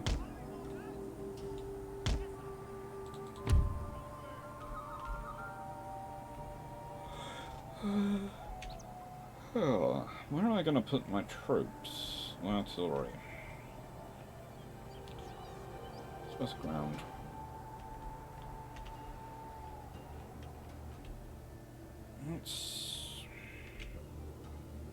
I want ground where I can see them, because if I can see them, artillery is best used in this game as a direct fire weapon. And dang it, I'm basically one line of hills back, because I want to be here, don't I, to see them coming. Oh, that's not good enough position. I'm not positioning my artillery out here down on its own. Can I put them up here? Is that going to give them a good view? No, I'm one line of hills too back. I need to be positioned on this ridge line. Okay, you and your escort of them are going to be positioned there. You are going to be here. You, gentlemen, you are going to be here. And the cavalry I'm going to keep back under cover.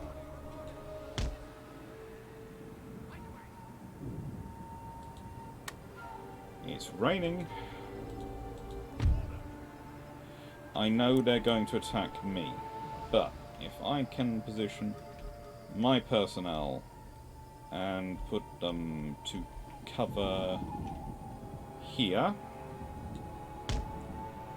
well, probably, if I can go and position you guys up in here, you go in here, you go to here.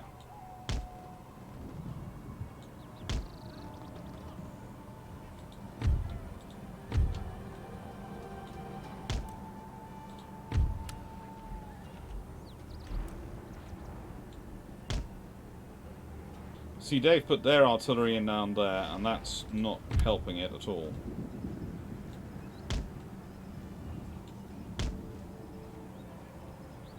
Not helping it at all.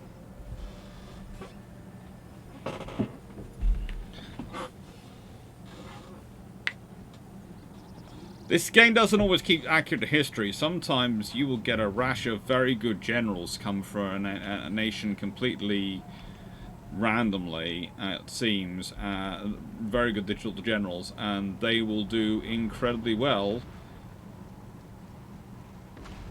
or something you won't even think about will change it for them. Entire empires rise and fall in this game without the human ever interacting with them, because you never share a border with them, you never attack them or fight them, you never even trade with them.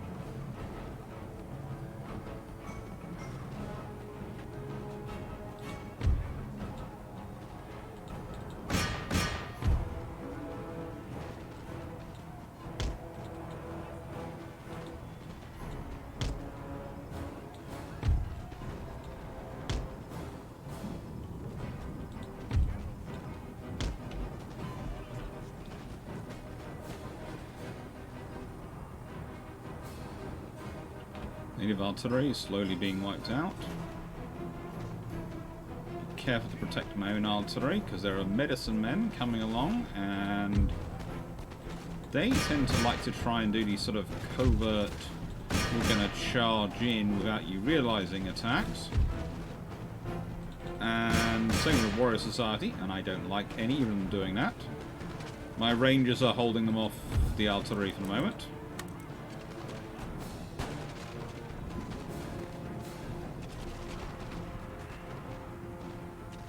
Frankly, the solid line of infantry is once again the British strength. I have 8 ranks deployed across 2 lines, and that appears to be holding them off. Oh good, cute. They think they're winning. I love that they think they're winning.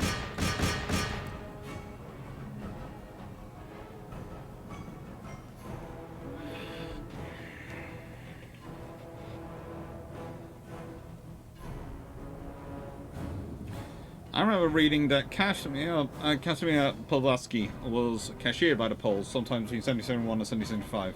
Then went to the Americas, joined the Continental Army, wrote the Continental Army Manual on carrier tactics before dying in battle in late 1780 outside Savannah, Georgia. That's roughly it. Hello, Dr. Trophonius. Hello.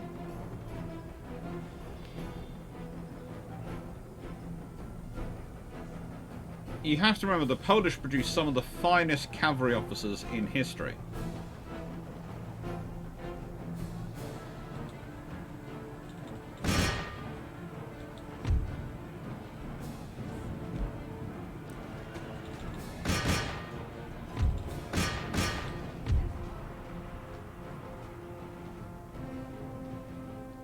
They really do.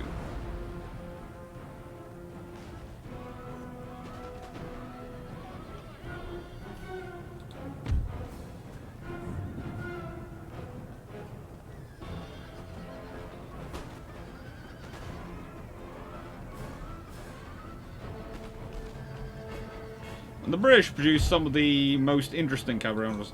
Lord Granby is a good example. He was actually bloody, excuse the French, very good. And very decent for his time. But again, his most famous manoeuvre never happened because of Lord Germain, who refused to let him charge because he was worried he would get honour and glory for it. And he didn't want him to have any honour and glory. And you sit there and go, you really are a small-minded, petty little man who doesn't understand how to run a war, aren't you? And then he ends up running the British war effort in Americas, and people wonder why Britain loses the war effort, the war in Americas.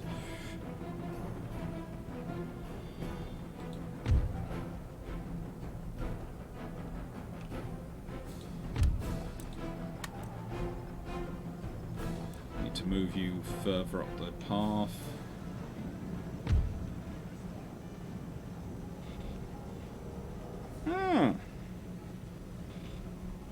Very cool. It is definitely the most underappreciated Total War game.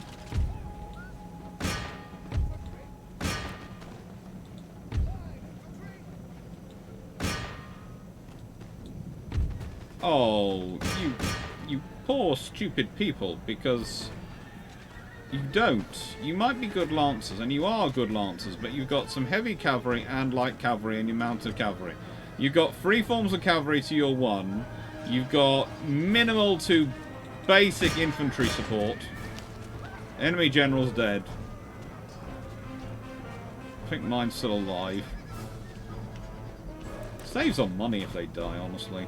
Because after you've done the campaign, you can always raise another one if you need one. Upkeep cost of generals is extortionate. Go and take him out.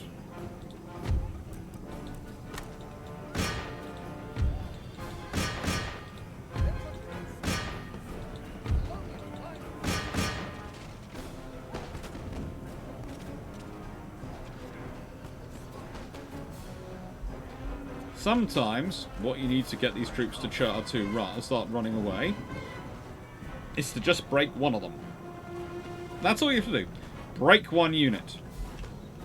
And then make sure that unit runs through all the rest. I'm sure we will fight you all again.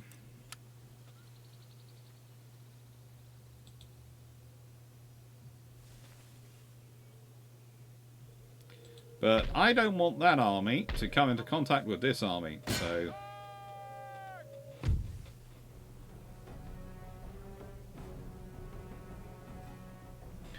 It's 5:15. Oh!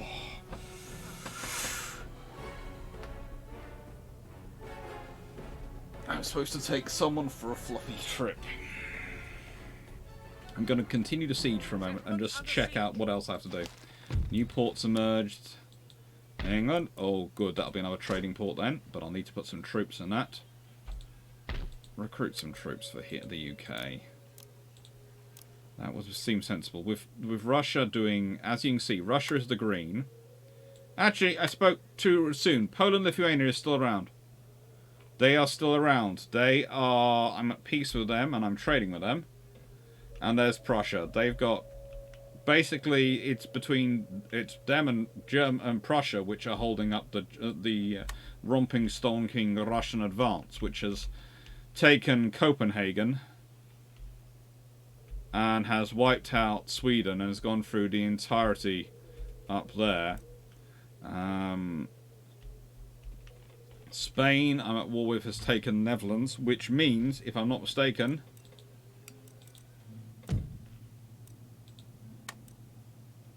The Candy Rebels at war. Oh, yeah, I'm sending an army to take that. I am taking Ceylon. Because if I take Ceylon, then I have a good access to points out there, but I also stop anyone else in the Maratha Confederacy getting the whole of India. And if they... Well, I know they've currently got an ally, in that they've got Mysore still, but, you know, if I can do that, then they don't get the whole of India, and that keeps them in check. So basically, I need to get an army filled up and go and take Ceylon. But that army might be this one. Because I think that could probably take Ceylon. And it's got a fleet. Now, ideally, I need to keep that fleet for operations out here.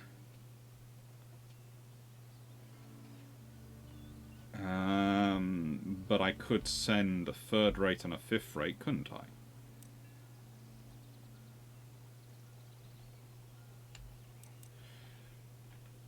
Right, Ready and waiting. Ready. Forward. 6 infantry, 2 artillery. That should be enough to take whatever's in there.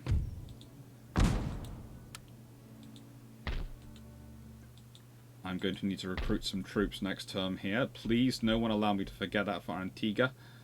You need to die, don't you?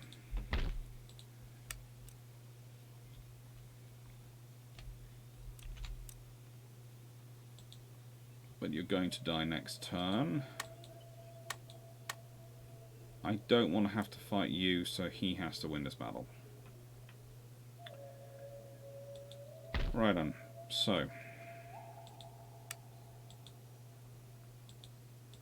The swine rot in the sty.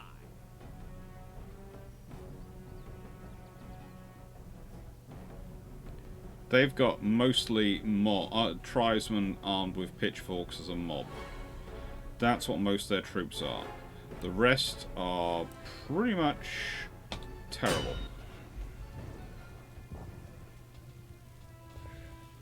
Right, we're going to fight this, and then we are going to call it a day, because I'm going to take the fluster walks.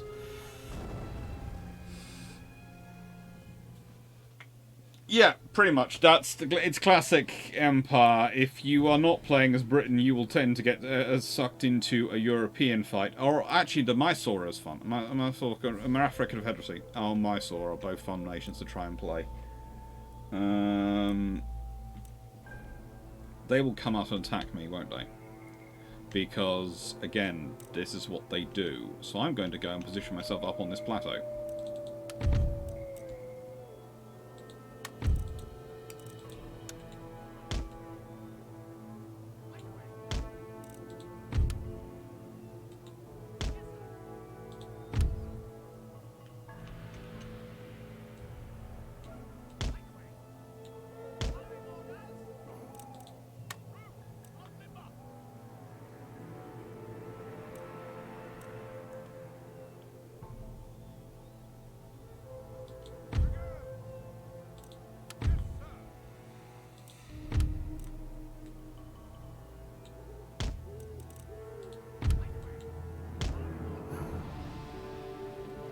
You stay with the infantry this time, General.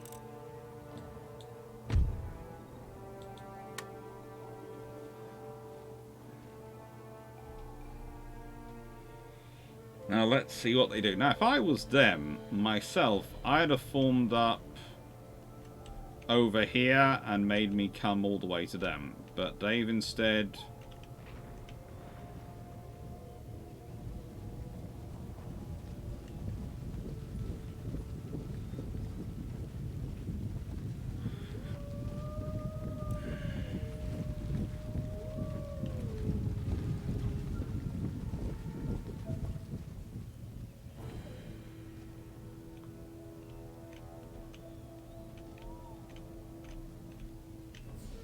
making my way through the forest to check and see whether there's troops hiding. Oh.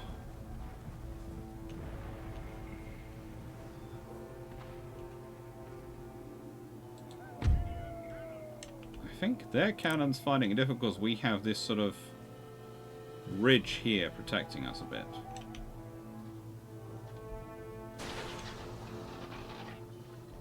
So if you land short, it ain't going to hit us, and if you go try and go over it, you're going to go long. Give me a bit of protection.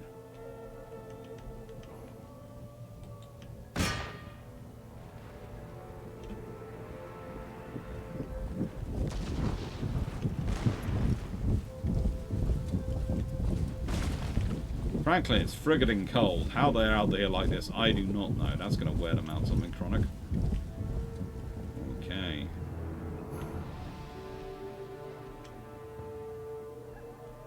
Oh. That's a chief's bodyguard. But is that the chief's bodyguard? I think it could be. No, I'd reckon that's the chief's bodyguard, wouldn't you? I'd reckon that's the key chief's bodyguard. That's surprisingly solid formation. But they are now currently in artillery range.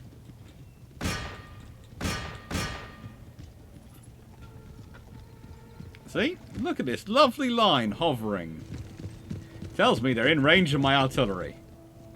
As fast as we can.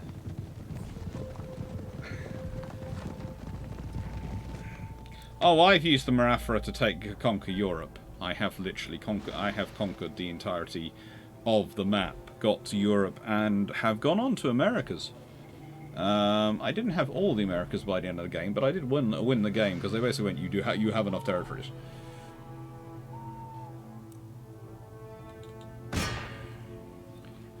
So, I think you guys, I'm going to march off down here. And my plan is to keep marching in the open, use the artillery to secure my flank. So they're going to try and flank me, and they're already trying to flank me, as you can see. But if I leave the Rogers... Hello.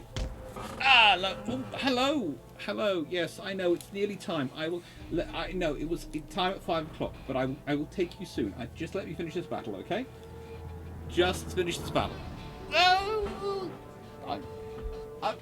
Why is it you're always on the other side? Am I not your papa? Do I not love you? Do I not tell you how beautiful you are and give you the appropriate amount of biscuits so you do not get fat? Oh, you're killing me! You're killing me! Oh, what? Yeah.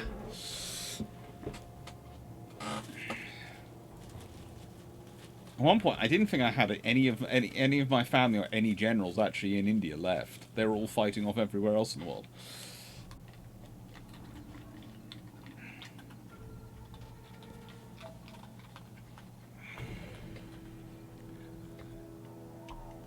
Basically, I considered it a reverse of Alexander the Great, who started in Europe and went elsewhere. I was starting elsewhere and coming to Europe. Yeah, you get academic abuse.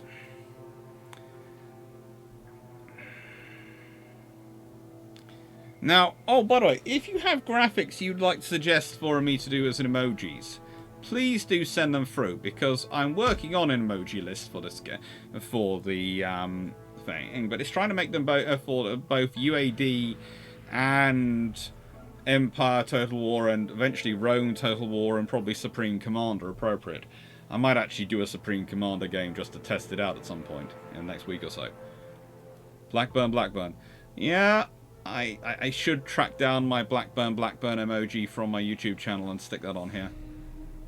Although they like square ones on here, and I tend to produce round ones for the YouTube channel, so I'm going to have to change them all.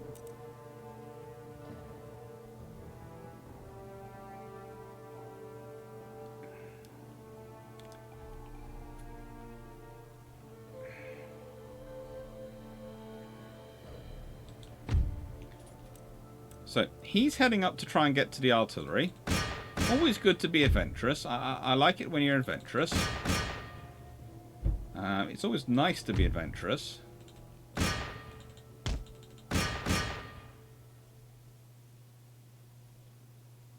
But, you know, it's not going to happen much. Not much likelihood of you succeeding to get anywhere, really.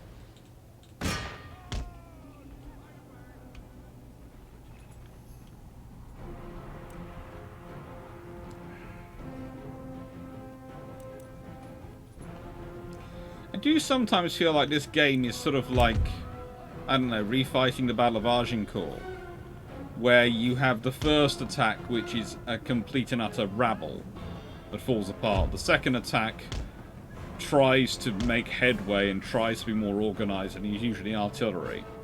And then the third attack is a case of, okay, we're going to show you how it's done, and looks all nice and proper. And then they actually start the attack, and then they realise, oh sugar, we have to run through the remnants of the previous two attacks, and oh, this is not going to end up well.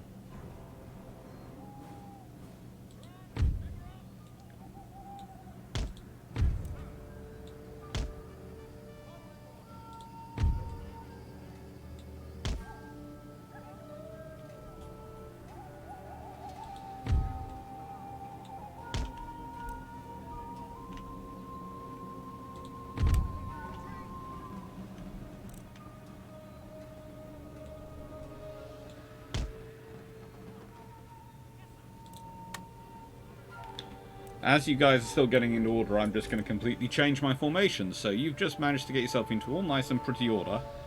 And I'm going to be a completely different layout by the time you actually arrive.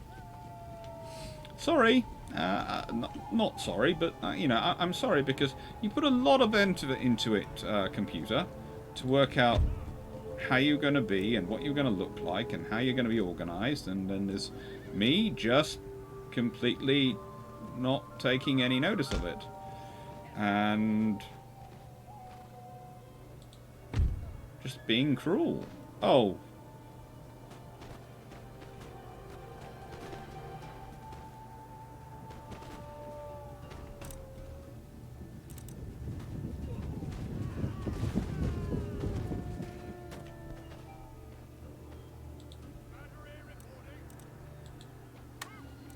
Oh, by the way, you guys, go take them.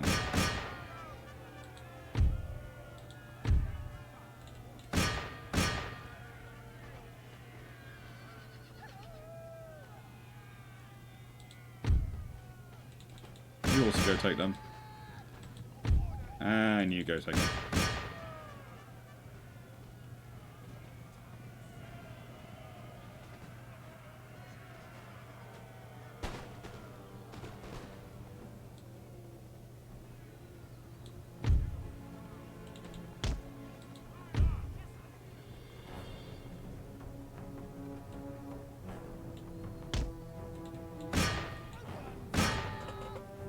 I will take you momentarily. You can stop with the full-on, not amateur dramatics, the full-on fluffy dramatics. Don't worry, oh, I know it's nearly half past. Okay, I will finish this really quickly. You will get a decent walk. You will do, before we have the live, because live's not till 7. Sorry, talking to the fluff. A frigating emote will be more. A frigating emote will be fun. That's got to be a frigate, though, hasn't it? That's got to be a frigate. for frigating emote.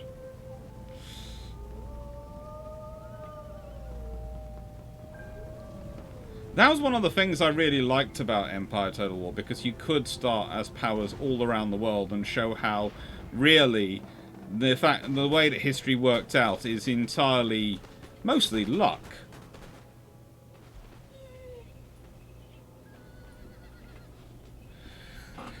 Okay, up you go. Yeah. Oh, okay, right. You're up. You're up. Yeah. You're good. You're good. Moment. Help in terms of directing troops. If you see me miss anything, don't think I'm being clever. Think I'm just probably got a poodle on my lap.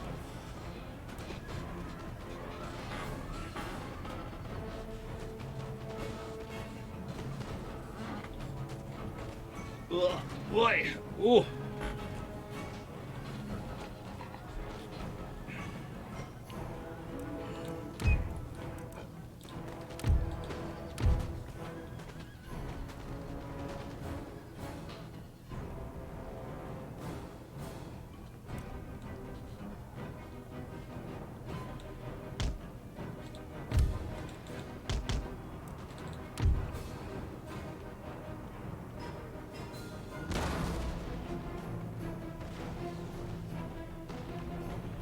Managed to secure their flank. Oh, good lord.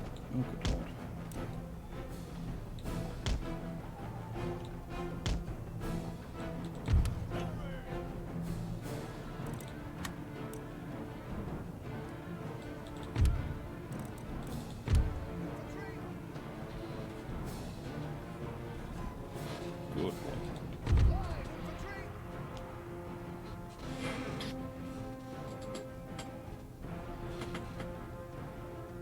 They're gonna come towards me. Let them come.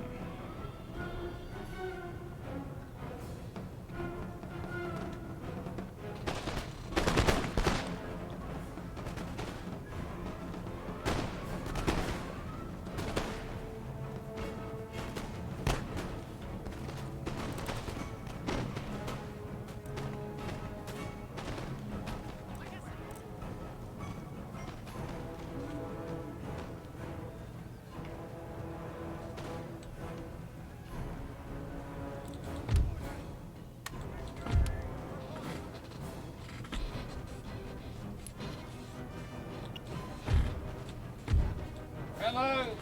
Ugh. You are gorgeous, yes you are. Yes, you're gorgeous. Ugh. Wait. Ugh. Hello.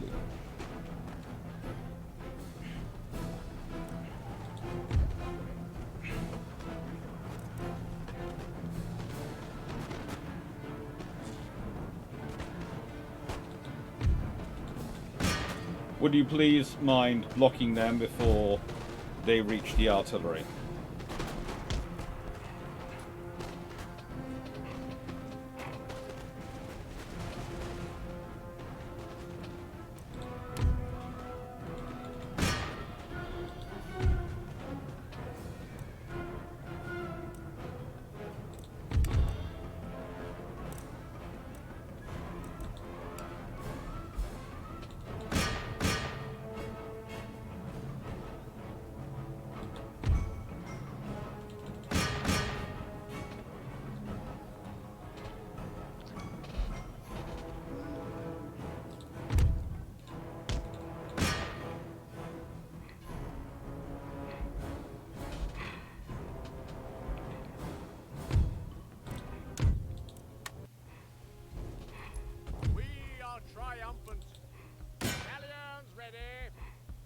And if I'm not mistaken, nation destroyed. Inuit nations are gone. Right then. Empire Total War. New port has emerged. Newcastle in England. I've already put that in. And I've ordered the troops for there. So, right then. I will save.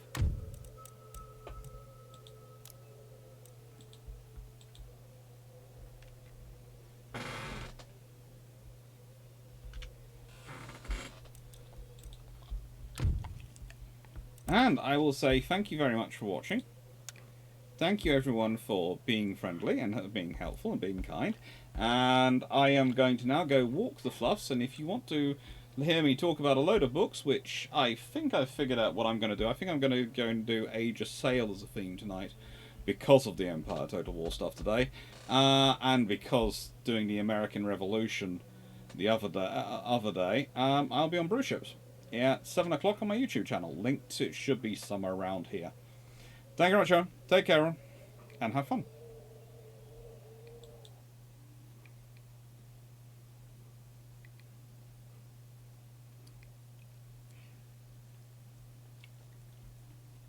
Oh, and before I go, thank you, Icy Demon, thank you, Big Brzezinski, thank you, George Wyman, thank you, Malaga, thank you, Seneca, thank you, Dr. Trophonius, thank you, George. I think I checked that up twice, if I didn't, I didn't. Thank you, Ali. Thank you, everyone who's a subscriber and who's a supporter and who's on Patreon and all the other things. Really couldn't do all the stuff I do without you. And also, Patreon tonight will be announcing who's won the Patreon votes for the Patreon voted topics for the YouTube channels lives on the Thursday lives on tonight's Brew Ships. Take care, everyone. Thank you for watching, and take care.